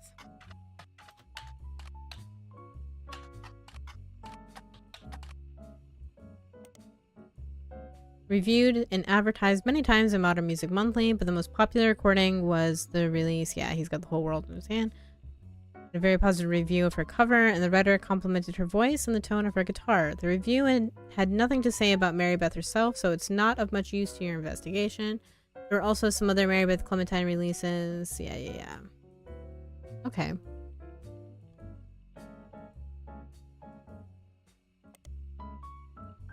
Mary Beth Clementine came to Butler County a few times and played religious hymns at the Miracle Congregation's church. She mentioned 2 times, though the first visit from 1949 was significantly more substantial. Miracle Congregation welcomes Mary Beth Clementine with open arms. The article mentions that the church's leader was moved when he heard Mary Beth's recording of one of his favorite hymns, His Eye is on the Sparrow. He reached out to her personally. His Eyes on the Sparrow holds a very special meaning to me. As you know, I've had a very difficult upbringing, and it's no secret that my own eyes have always been a source of struggle. The song is about overcoming sadness and hardship through Jesus. If God can find a way to watch over every sparrow, he can certainly watch over those made in his image. My family's fortune does me no good as a man of the Lord. It's much better spent spreading his word, and I felt a kinship with Mary Beth ever since I heard her voice. When I learned her personal story, I knew I had to help her in whatever way I could. The Bible is full of adoptions from Moses to Esther. Spending your life taking care of those helpless to help themselves is incredibly noble. She and her son are welcome to stay in our guest home. The second visit was a few years later in 1953. The article mentions that her first visit was a massive success, and at the instance of Miracle's congregation, she's returned for an encore performance. It also mentioned that the unusual circumstances of her second son's adoption have prevented her from touring recently, but doesn't clarify. Okay. Interesting. So I'm assuming that's him.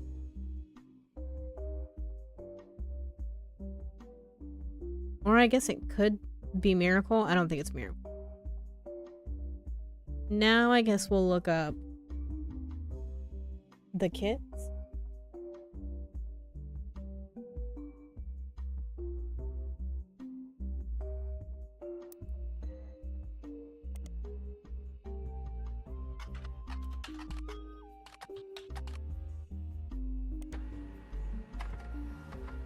Crocodile Clementine, what? Is listed on a website titled The Infamy List. It's a massive list of criminals who are known for odd crimes. Although Mark's nickname would imply he hails from Florida, a lot of others on the list come from there, or Australia. Mark is listed as being from Los Angeles. He has a pretty big entry. He seems like a real piece of work. That's funny. So he's a criminal and his brother is a cop. Oh my goodness. On his mugshot online, it's Mark Clementine, who was arrested for smuggling reptiles into the United States. Let's switch out his photo. We'll put that one. Criminal. Oh. I guess that's not an option.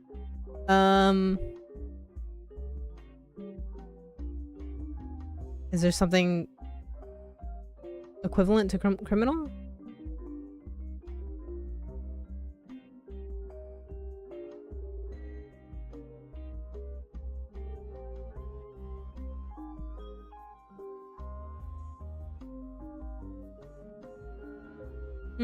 Okay, what was his job?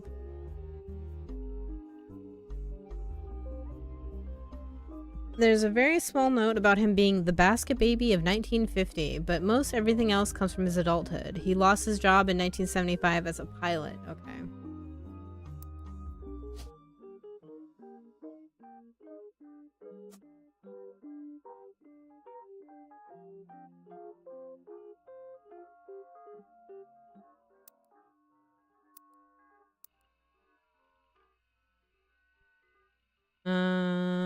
For a regional airline, after he tried to board the wrong airline's plane, he was drunk. Jeez Louise. He was charged with trespassing and assault. In 1982, he was arrested for transporting smuggled animals over the Canadian and Mexican borders for an illegal reptile supplier in Los Angeles.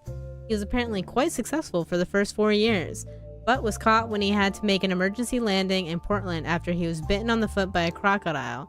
hence the nickname. Apparently, the Portland Telegraph is credited as having given him his nickname. His mugshot from this incident has been added to your photos. In 1993, he was released on parole, but his freedom didn't last long. He was arrested in 1994 in San Diego for violating it in an attempt to visit his daughter's graduation. He famously punched the principal, a man named Billy Sims. The incident received national press. Okay, so he has kids, right? Cool.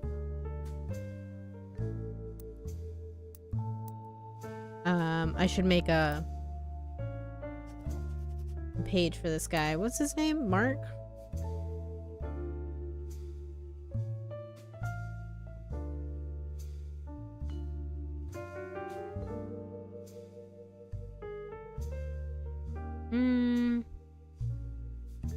I don't know what basket baby of 1950 means, but we'll highlight that. Boss's job as a pilot. Oop. Arrested.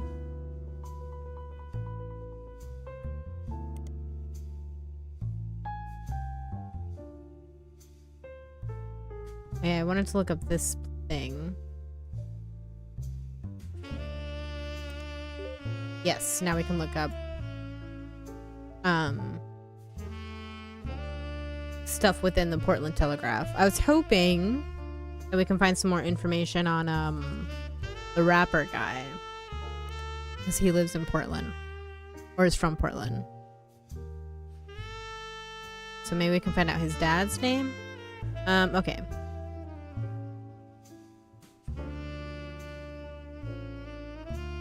Famously punched the principal.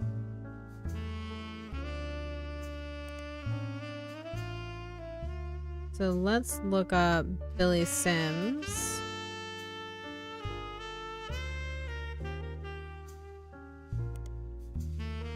Billy Sims is the principal of Sandstone Canyon High School, who had his 15 minutes of fame in 1984 when he was punched by Crocodile Clementine at a graduation ceremony.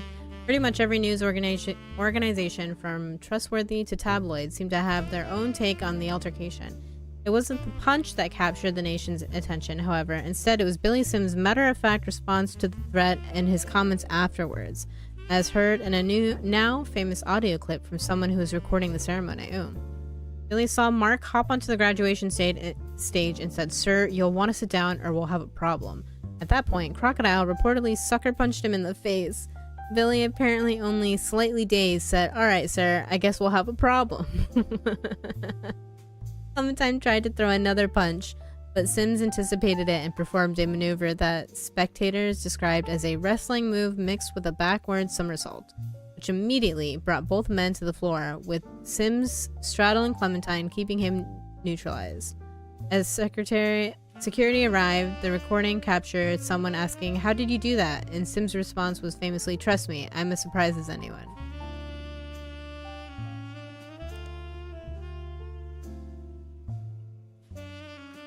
Oh, so what was the school? Stanson School.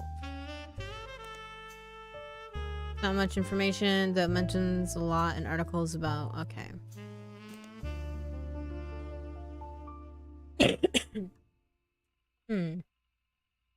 Okay, well.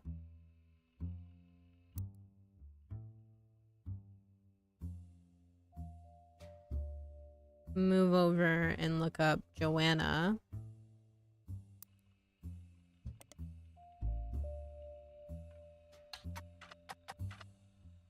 What's her last name? Robertson? Robertson.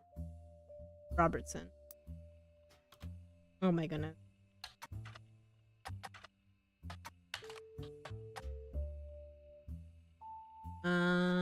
Portland Telegraph. Okay, or not.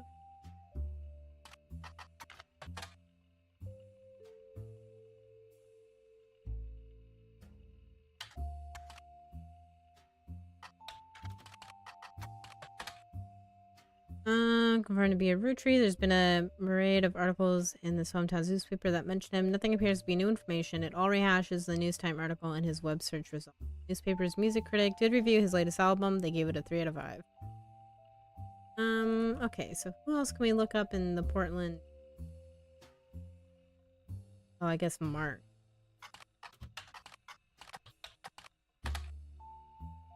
Oh, because it's not Merc, it's Mark.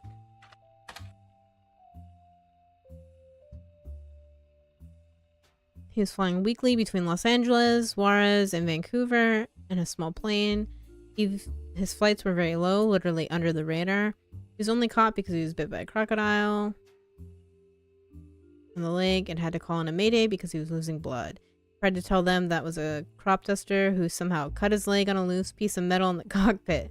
But his story seemed very odd, and the controllers quickly alerted the police without informing him. When he landed, they were waiting and was promptly arrested.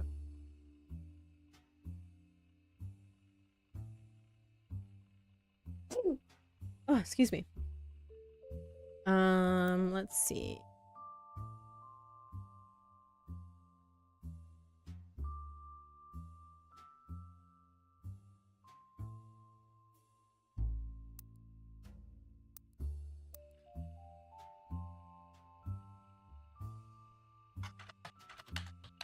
Did they live? Oh, they didn't live there. Okay. So that was Mark. We have Stuart.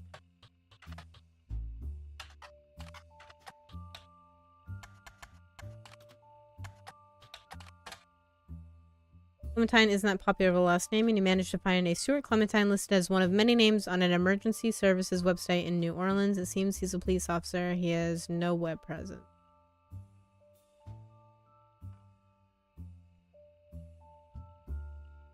And then we have...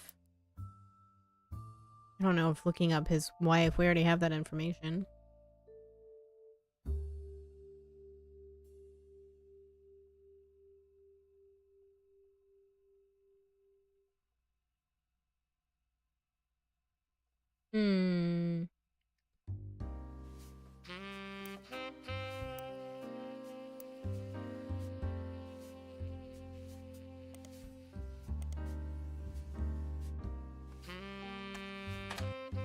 Nothing for just our last name.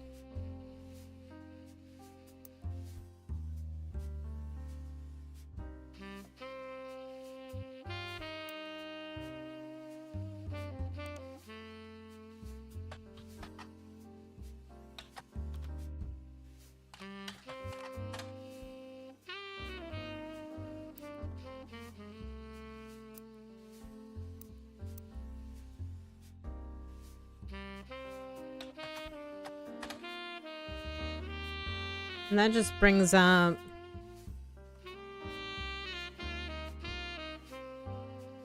the record company.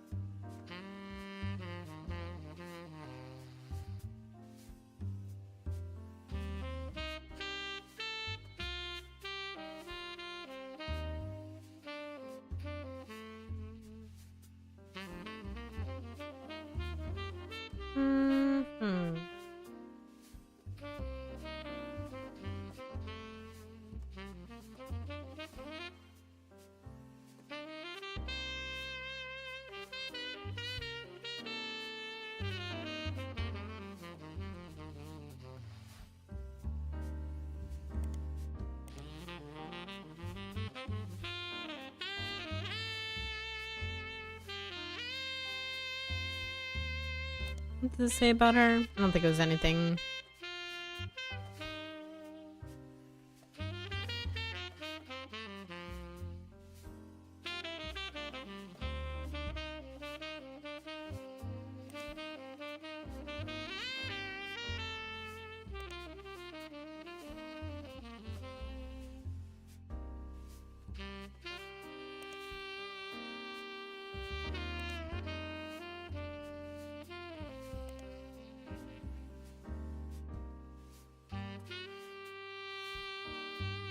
It's like that. Nothing.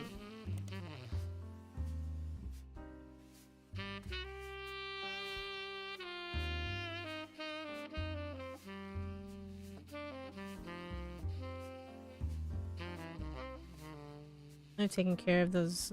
She and her son. Yeah.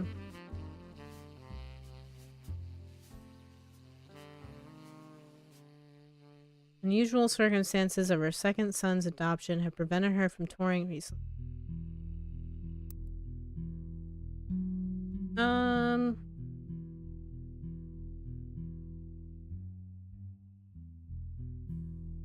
Still want to figure out who he was cheating with.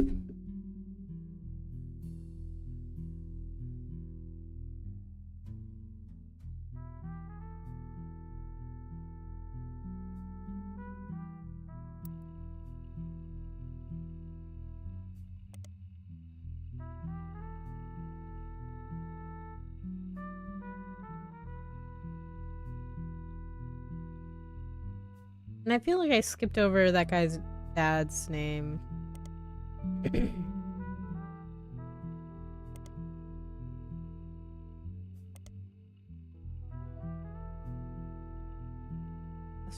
Portland.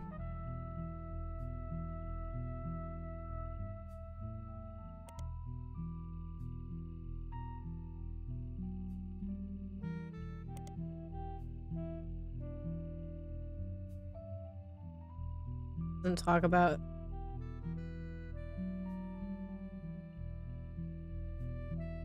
only talks about his biological dad. I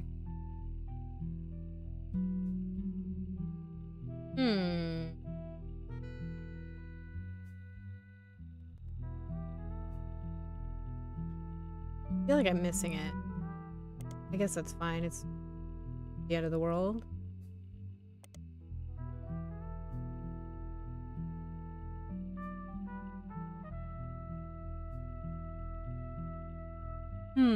Okay.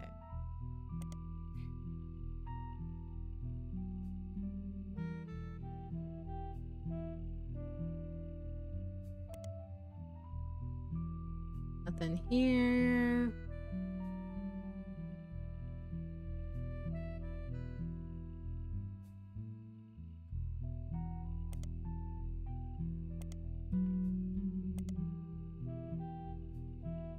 Nothing here.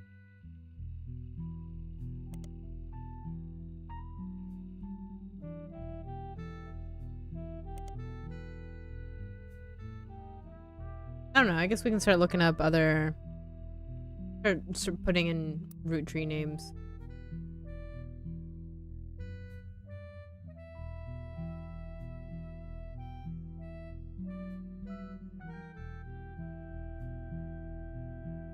Oh, but also...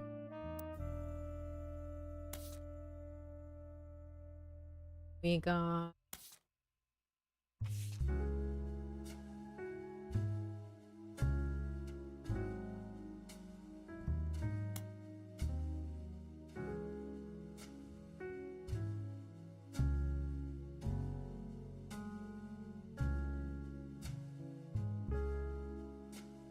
So this woman's name is... I know when we searched her, nothing happened, right? Yeah. But her name is on here. Unless it's just there to, like, throw me off? I'm unsure.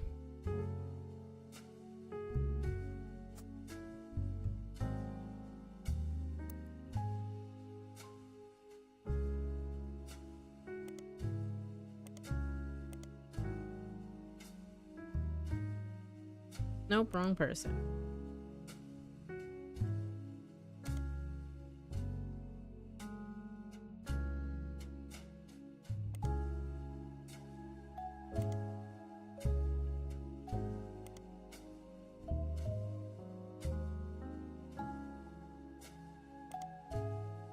So yeah, I don't think... I guess I just don't know how to decide...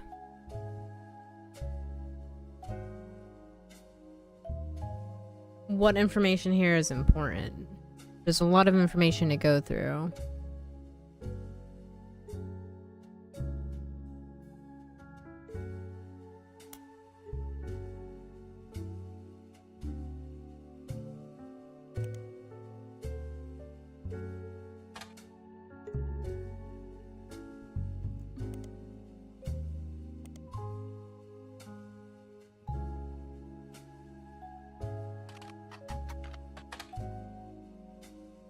times around the time of her death. The first time was about the discovery of her body. The second time had some other details about the night she disappeared. It reiterates some things that were mentioned in the News Time article about her son. She was a single mother who worked at a video rental store. She died of a drug overdose after stealing from the cash register. The rest of the details seem unimportant.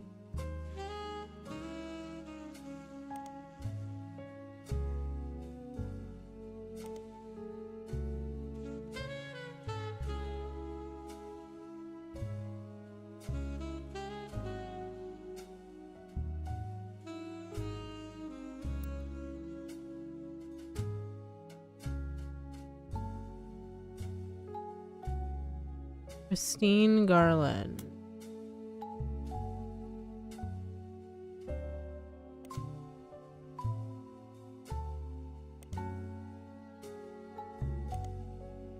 Aha. Okay, let's see.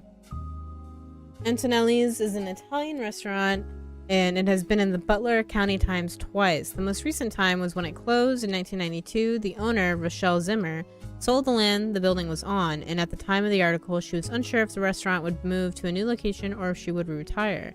Many years before that, there's a puff piece from Valentine's Day, 1978, that asked recently married residents of Butler County how they met. Christine Garland responded, she and her husband Steve, who was a chef at Antonelli's, met years ago, and when she delivered produce from her mother's farm, Steve used to work extra hours just to be there during her deliveries. Aw, that's cute. Although they grew apart when the restaurant switched suppliers, they reconnected by chance and eloped at the end of last year. Now she has a bun in the oven and they're both working as much as they can. She's a secretary but went back to delivering produce on the weekends, trying to save up money to move to Boston and open their own restaurant. Okay, so possibly her?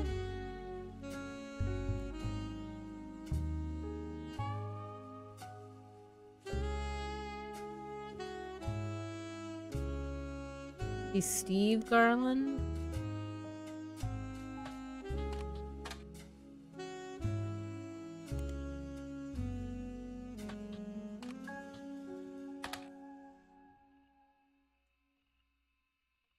First was an article about how he met his wife when he worked at Antonelli's. The second is from months later in September, a listing for his weekend cooking classes, Gourmet for the Groovy. The blurb mentions that he's been giving lessons from his home kitchen for the last month so that he can keep an eye on his son.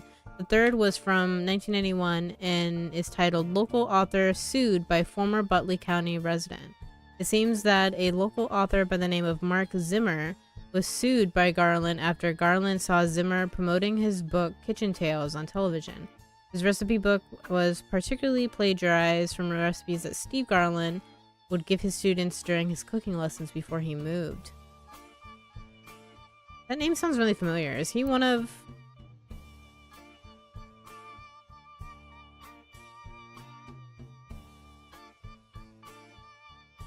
one of the kids?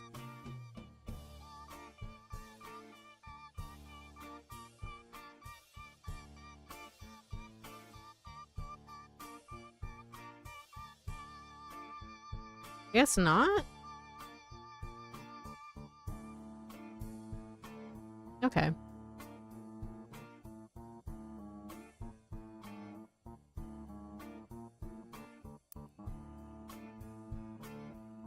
The article mentions that although recipes are hard to copyright, Garland accompanied each recipe with a short fiction about how he learned it. These usually doubled as a way to remember certain ingredients. Garland's bean salad, for example, involved making a trade with the gnome for some magic beans. Apparently, these stories were found word for word in Zimmer's cookbook, in addition to additional stories that followed the same format. Okay, so let's see the name of that book.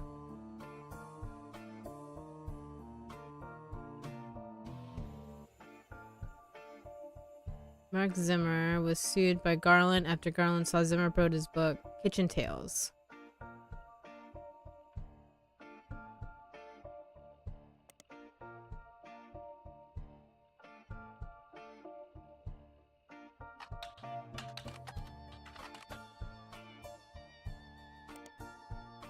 Mark Zimmer's Kitchen Tales, published 1982, out of print. No copies available. Re-released as Garnishing the Truth. The entire description of this book, according to the library system, is a recipe book that contains stories. Let's see, Garnishing the Truth.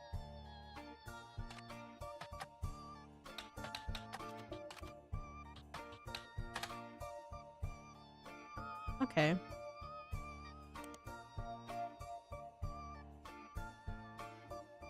Did I spell it wrong? I don't think I did.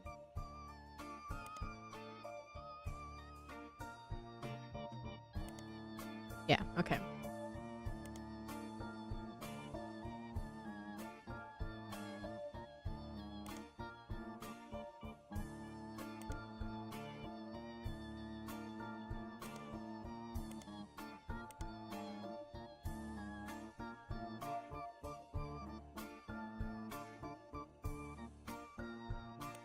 Look this up and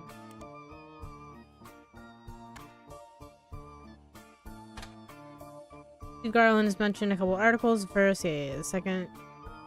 Okay, so this is all the same.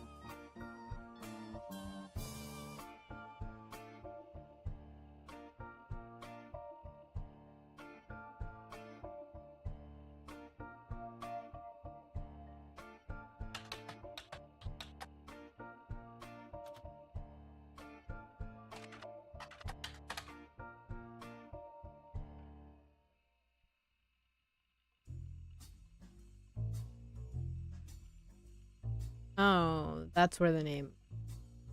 That's why I recognized it. Rochelle Zimmer.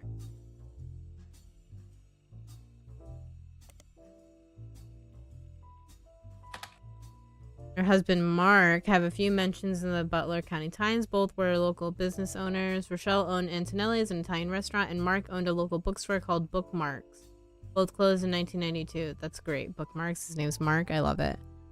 Mark was also mentioned once in the Butler County Times when he was sued by Steve. Okay.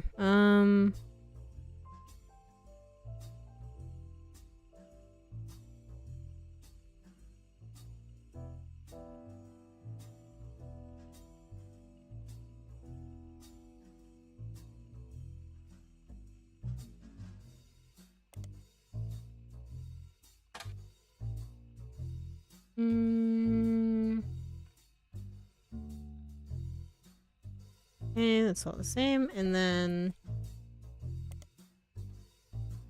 bookmark.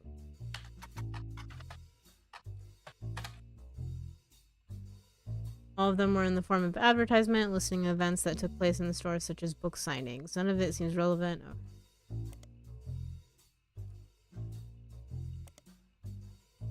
I guess let's look up Steve Garland. Oh, we did.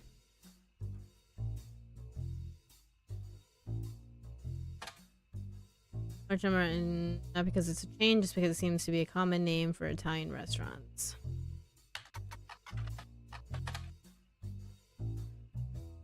And what else?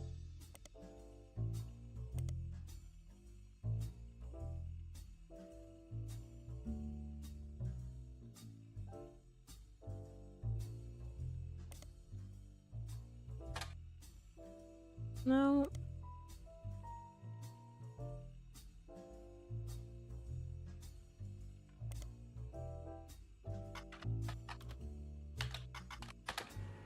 Ah, there we go. Alright, Kitchen Tales was a story-based recipe book credited to Mark Zimmer that had some success after it was featured on a morning talk show. The book released before the internet was widespread, some mentions are rare. One book collector states that the publishers were unprepared for the demand and there was no second printing, so it's unusual to find a copy in the wild. You find an alternative medicine website which focuses on cooking with natural ingredients. It mentions that one of Kitchen Tales recipes used salt water. The owner of the site has included a scan of that recipe, which was added to your evidence. She says if you switch out the salt water in the recipe for a mix of 2/3 spring water and 1/3 filtered seawater, it tastes great.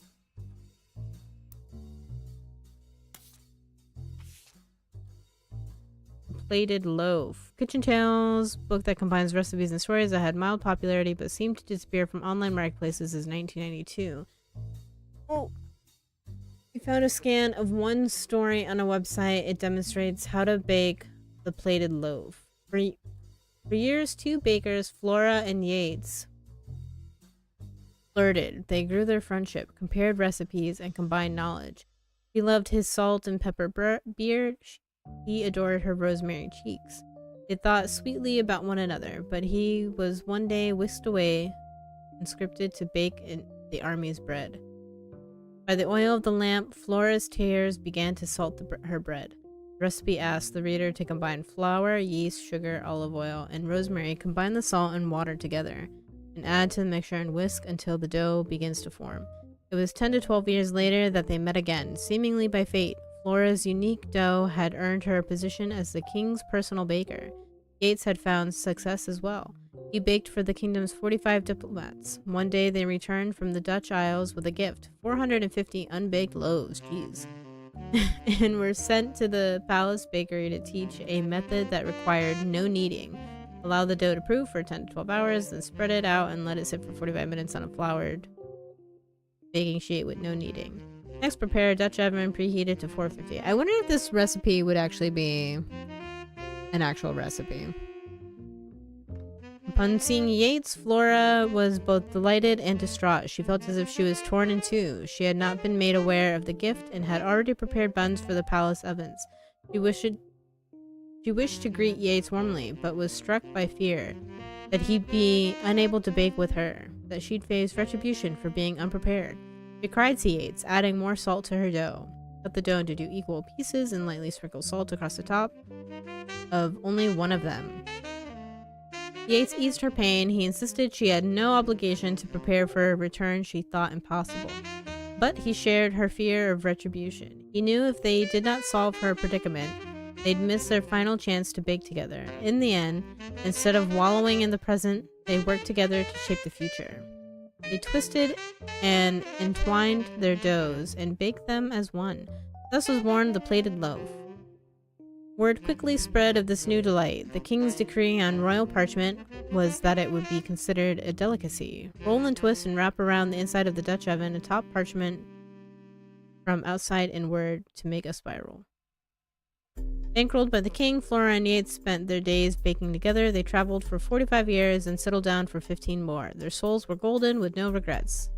Lastly, bake for 45 minutes, remove lid, and observe until crust is golden brown, which could take up to 15 minutes. I don't know how this helps at all.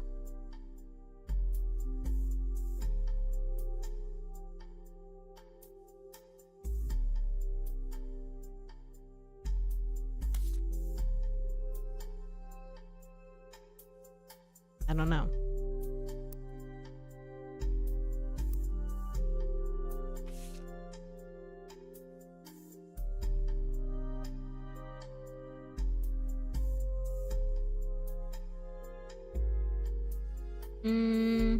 It says there's still information here that I need.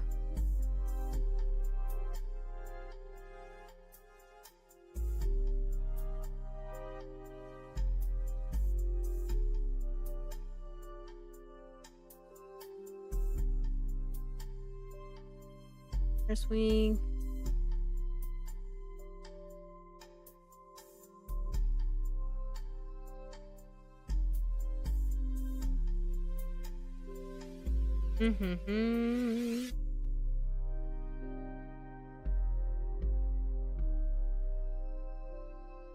Was a letter from his father containing threats. He threw it all away.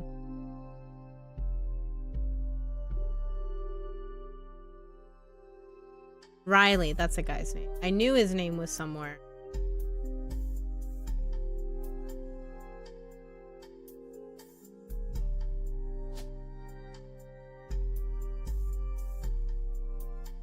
There we go.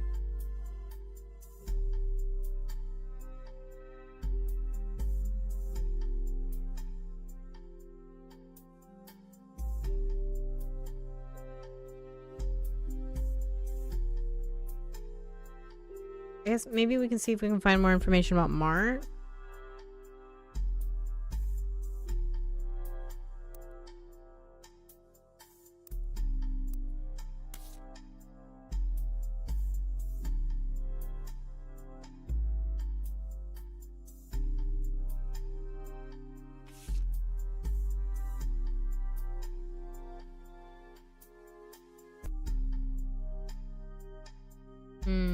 All these names.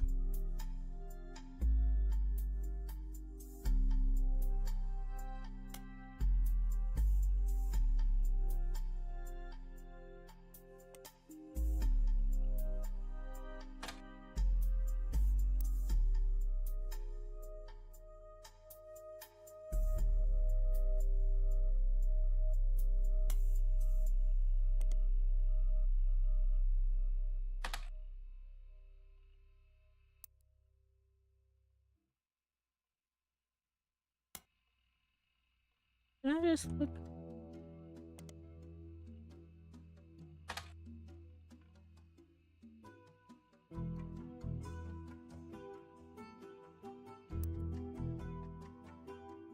Yeah, that's when they stopped using secretaries. But let's see who else. I guess, you know, the other staff or whatever. Could have also slept with people that weren't just secretaries.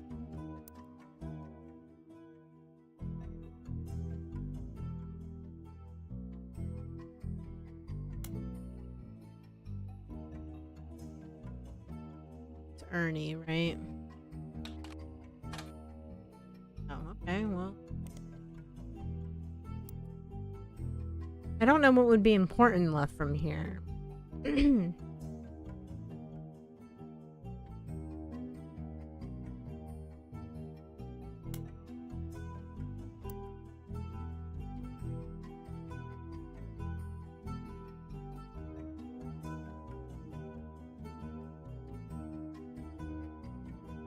Yeah, Guy dies. Things quickly change when Ernie took over. And most of the secretaries were handpicked by Guy. Yeah, he was choosing who he wanted to sleep with. Sam left Root Tree, and this is the last set of books you have access to.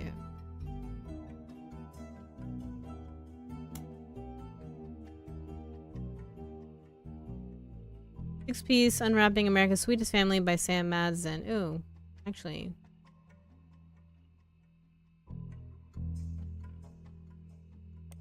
Okay, look up that book.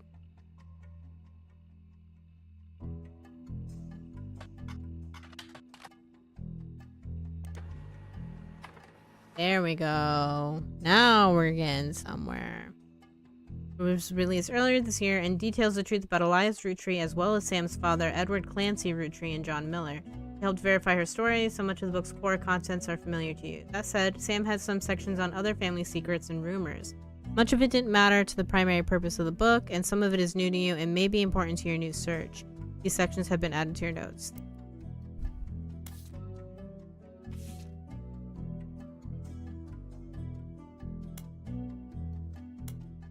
Alright, Sam's book has a few different passages about her own history with the company and the rumors and gossip she collected during that tenure. Nice.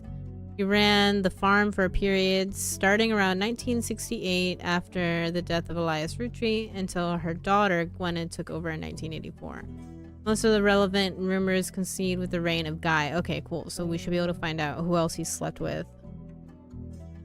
Sam was very much not a fan of Guy, and according to Six Pieces, it was an open secret within the family that Guy was very much not a fan of remaining faithful to his wife, Patricia. Many of their hires at the time were young, single women, and Guy often spent a lavish amount of money on private parties. This was 20 years ago, and Sam warns that most of it is hearsay. Still, you find the following information that may be relevant. Nice. One of Sam's farm supervisors was named Elizabeth. Elizabeth had a daughter who Sam never met, but who worked as one of Guy's secretaries. According to Elizabeth, a caterer from a local restaurant called Antonelli's met her daughter at one of Guy's parties, and they eloped quickly due to a pregnancy. Elizabeth wasn't aware that the party was for swingers. Rumor has it that her daughter showed up with Guy and didn't seem comfortable switching partners. Okay, so Antonelli's. We just learned all about that.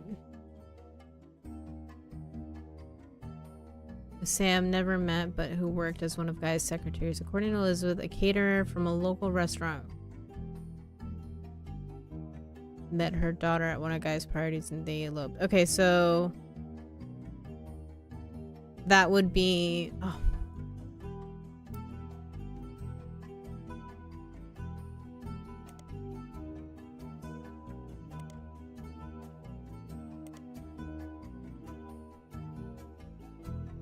Garland, yeah. Christina? Was it Christina? Christine.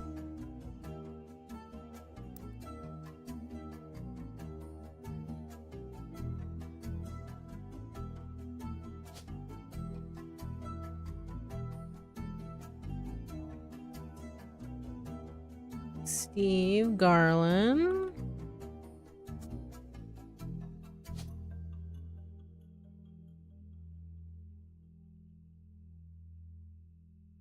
I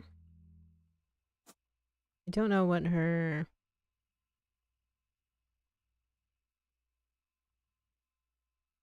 Oh, maybe it wouldn't be Christine. Hold up.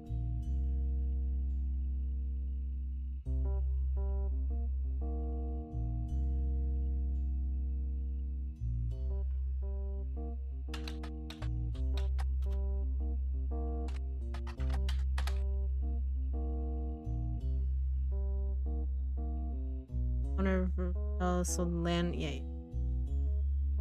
She and her husband Steve, who is a chef. Okay, so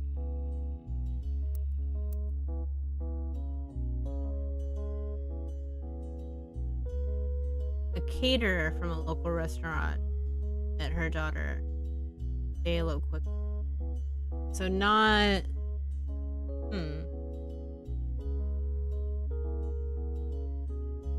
Maybe somebody else that worked at Antonelli's. Guy's main positive contribution to the company involved expanding to markets previously untapped by Rootree. However, when he went on trips overseas, they were often for weeks at a time, and Guy was known for spending more time and money on unofficial business than meetings with distributors and manufacturers. It was said that he bribed at least one politician to open a factory in Brazil.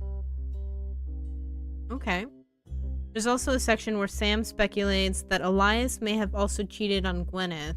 Gwyneth was always much kinder to Sam than Elias was, and was the first to invite Sam to family events. While she has no hard evidence, Sam always got the impression that Gwyneth was able to coerce Elias into allowing Sam back into the family using some kind of leverage, instead of it being a natural course of events. She mentioned that Elias and Gwyneth were known to loudly argue, sometimes about another woman. Sam also says her son Ernie once asked her, "Who's Beth?" because he overheard them yelling about someone with that name. As far as Sam knows, Elias once had a secretary named Elizabeth, a different Elizabeth than the supervisor from the farm, but she never met her. Okay.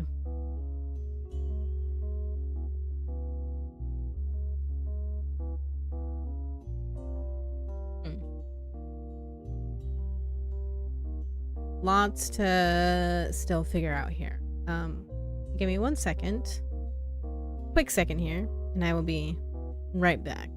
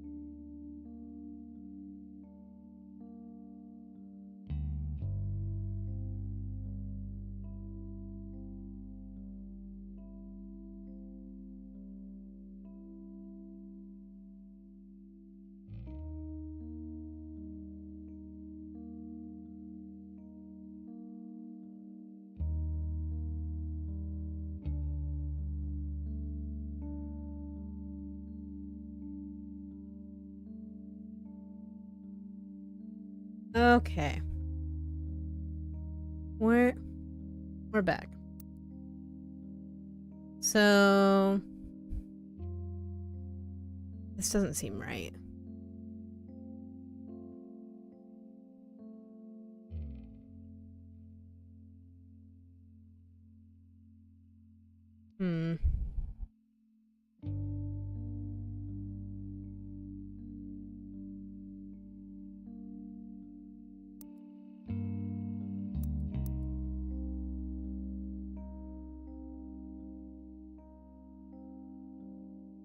Maybe look up Brazil when it comes to them.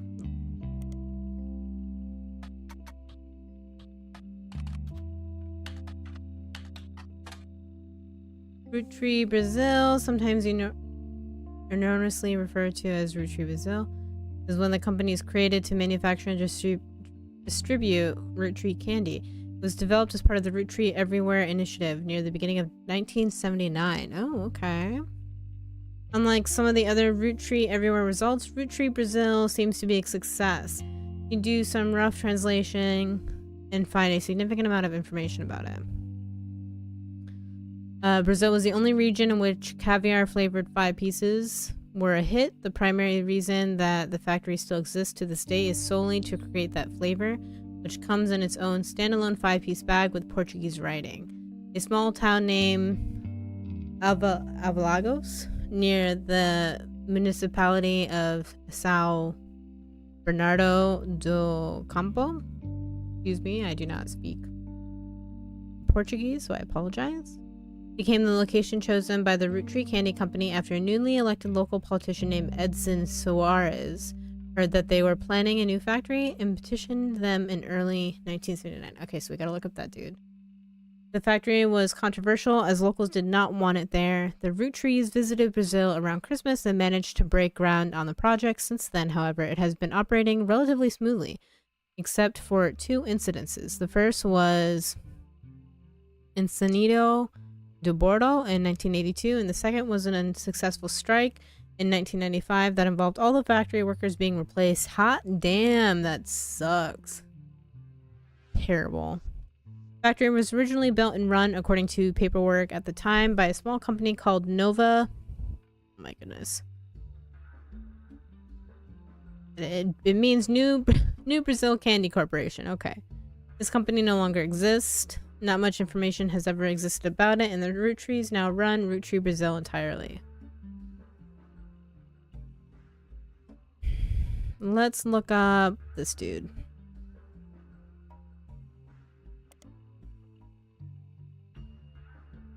You find a dissertation published by a college student as part of their PhD in history. It focuses on the rise of democracy in Brazil. It seems up until 1988, Brazil was run by the military, and the politics during that time were often hotbed for corruption and nepotism. The paper tells of a few politicians at the time, including Edson.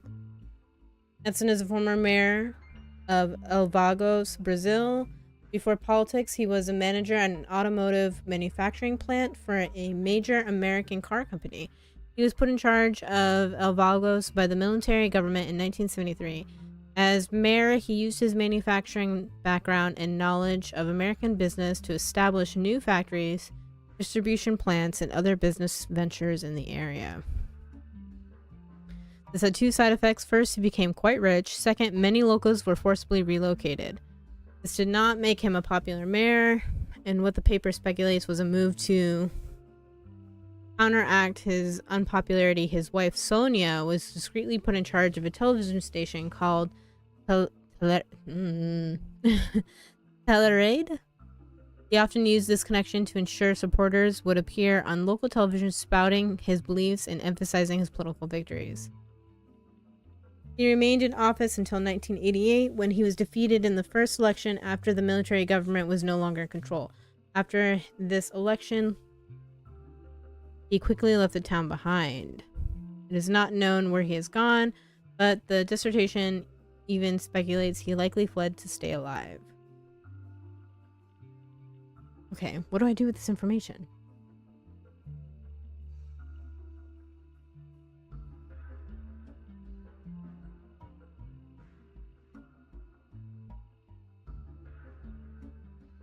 Say his wife, Sonia.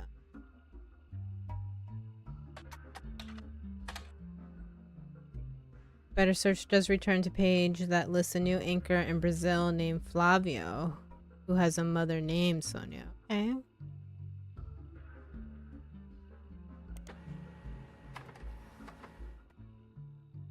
Flavio is a young Brazilian newscaster with a bit of cult following. The discourse surrounding him is, to put it polite terms, lewd. There's a website about something called fan fiction that has a small section dedicated to him. Oh my goodness. Seems that women and some men of a wide variety of ages and writing skill tend to find him worthy of inclusion in their stories. You skim some of the tales there and learn that a common thread is that he's currently dating a supermodel named Ashley York. Many stories either seem to ignore her existence or get her out of the picture rather quickly. There are also other more traditional fan sites that list some things about him, including his age, his zodiac sign, his favorite food, and his mother's name. Also, it seems that Flavio translates to golden-haired. One website with a signed publicity photo of Flavio seems to confirm this. The photo has been added to your evidence.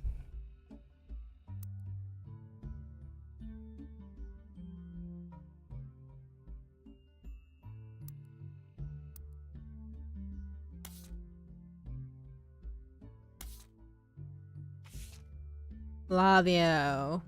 This is from Brazil. This is a signed photo. Okay. So, another one of guys' children.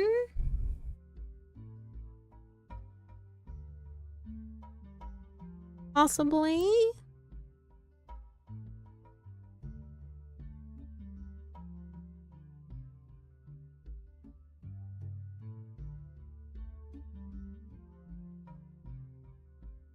I just gotta figure out years now.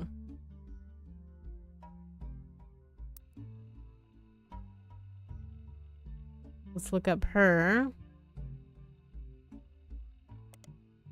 British supermodel who does ads for perfume, clothing, jewelry. She has been the subject of some controversy in the past few months, having been protested by PETA by wearing fur on the cover of some magazines. Okay. We'll look up her first here.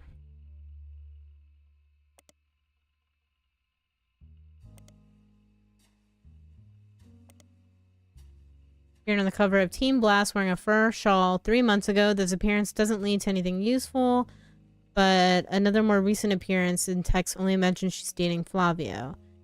In it, a Team Blast reporter asked how they met. I was in Rio for Carnival, and he was on one of the parade floats. I had no idea who he was, but I liked what I saw, and I told my people to invite him to the party I was going to. Felt pretty stupid once I realized that we were going to his party. Well, his mother's party. She runs a media empire down there called... I'm not gonna butcher that.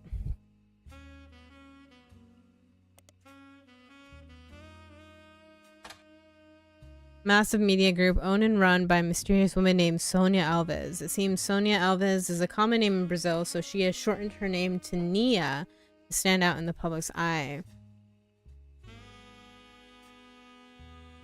According to a history page that's focused on her company and vague, unsearchable details, Nia received significant inheritance in 1980 and invested it in many different manufacturing businesses in her hometown in Brazil.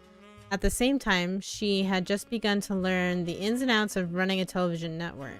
She continued to work in television until 1988 when Brazil began its period to reform. She felt this was the perfect opportunity to launch her own media company using her investment and connections. Now our company owns television networks, magazines, newspapers, and advertising firms.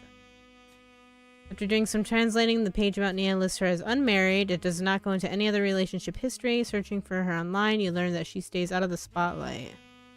Doesn't even appear at shareholder meetings. She sends a proxy. I respect that. So...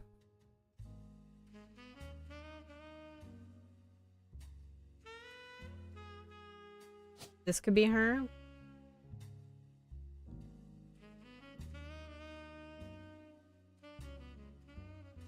What's her last name?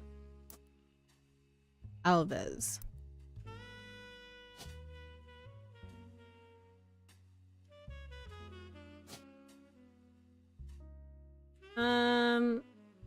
What's her job list? I mean, it's her company, so I don't know. CEO?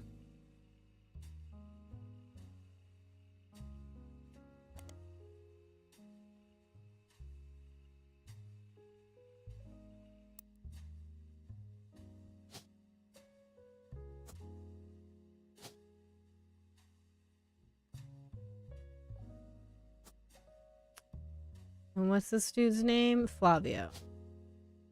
Fabio.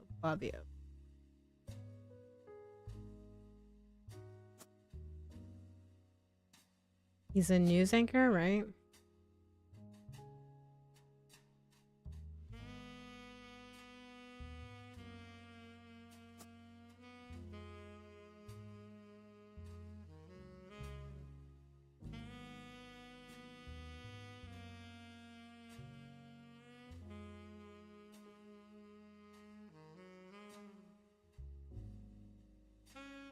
Possibly. I may have to move that, but we're gonna leave that there for now.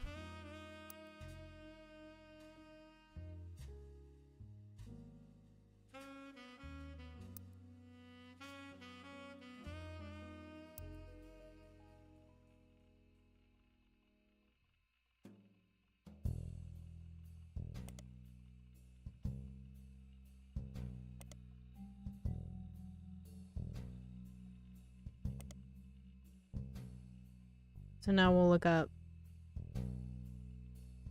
the other guy.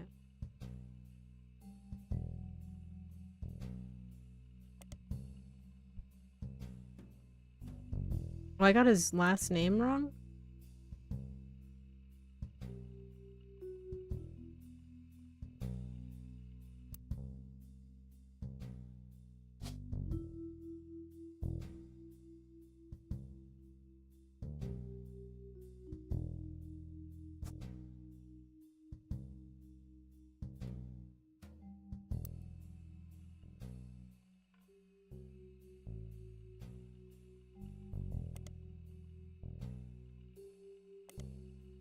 Nothing else on him?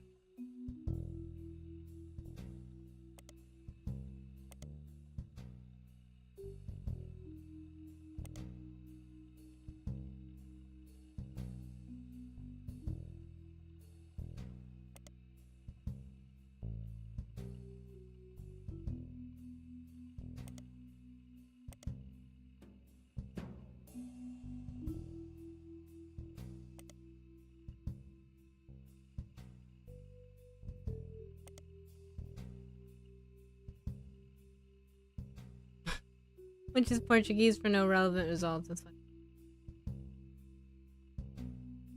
fine. Okay, let's see.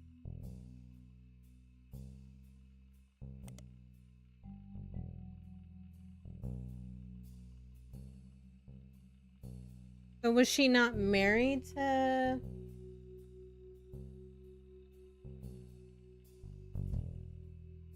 this guy who's listed as Flavio's dad?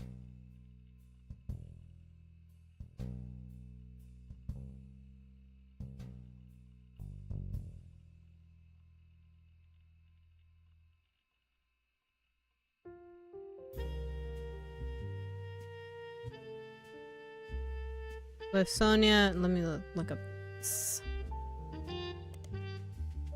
Former television station in Brazil. It came into being in 1970 after a vacuum was created due to the removal of a different network in the hands of Brazilian military dictatorship.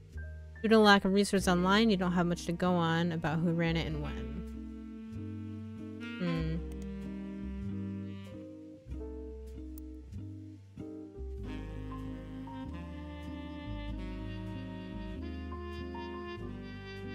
Maybe they actually go here?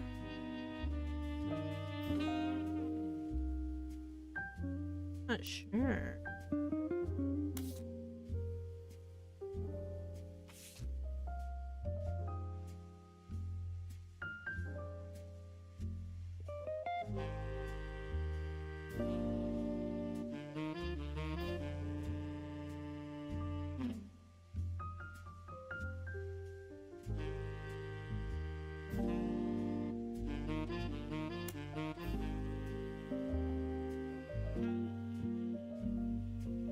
Employees didn't tend to stick very long. Let's see.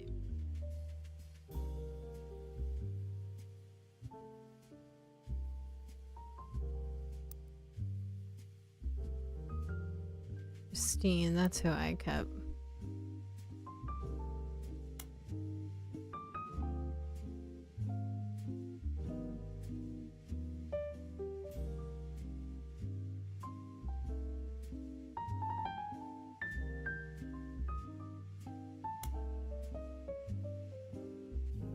Raffertoon's site that once had a photo of Clark on it no longer exists. Instead, it redirects to a site for a telephone number called 1010-250, which frustratingly keeps popping up advertisements in new windows every few seconds. Interesting. Okay.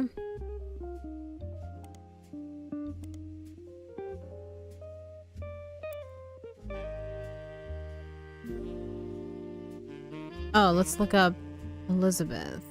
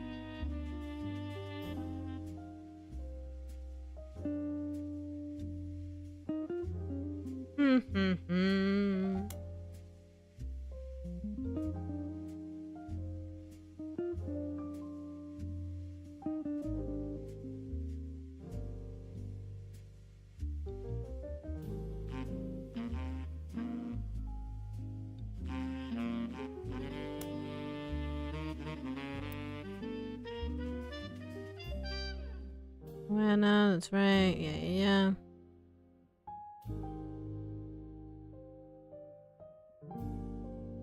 Ah, that's her. Okay.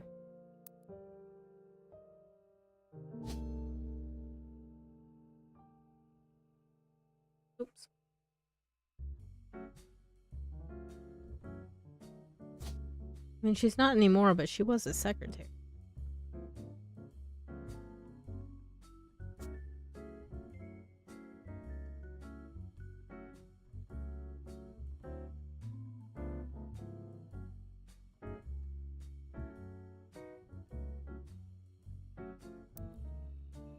I think when I looked her up under this name, that wasn't...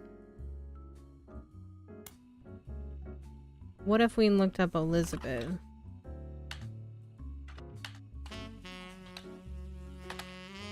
No.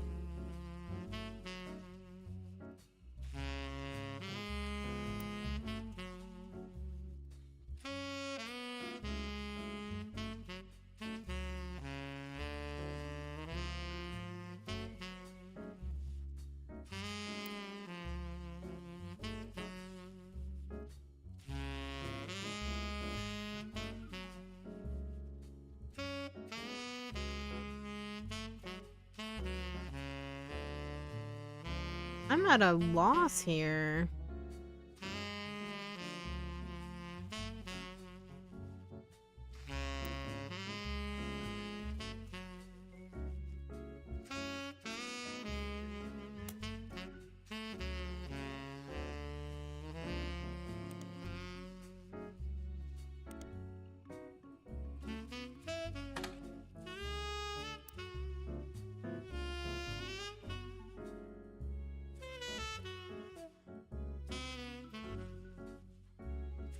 Thought I'd be able to finish this today, but I'm coming up empty here.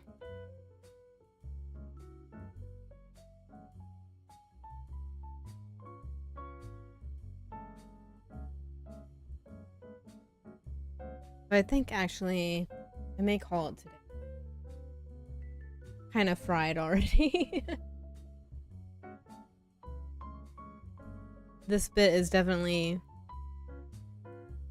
much harder.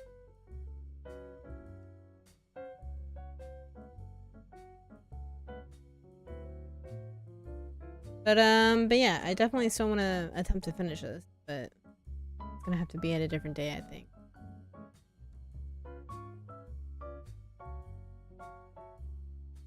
Cause my brain is fried. But yeah, all there for today. I'll be back tomorrow. We'll either continue this or we got something else. I'll figure that out tomorrow. But thank y'all for hanging out. I hope you had a wonderful time. And I'll see you tomorrow. Bye.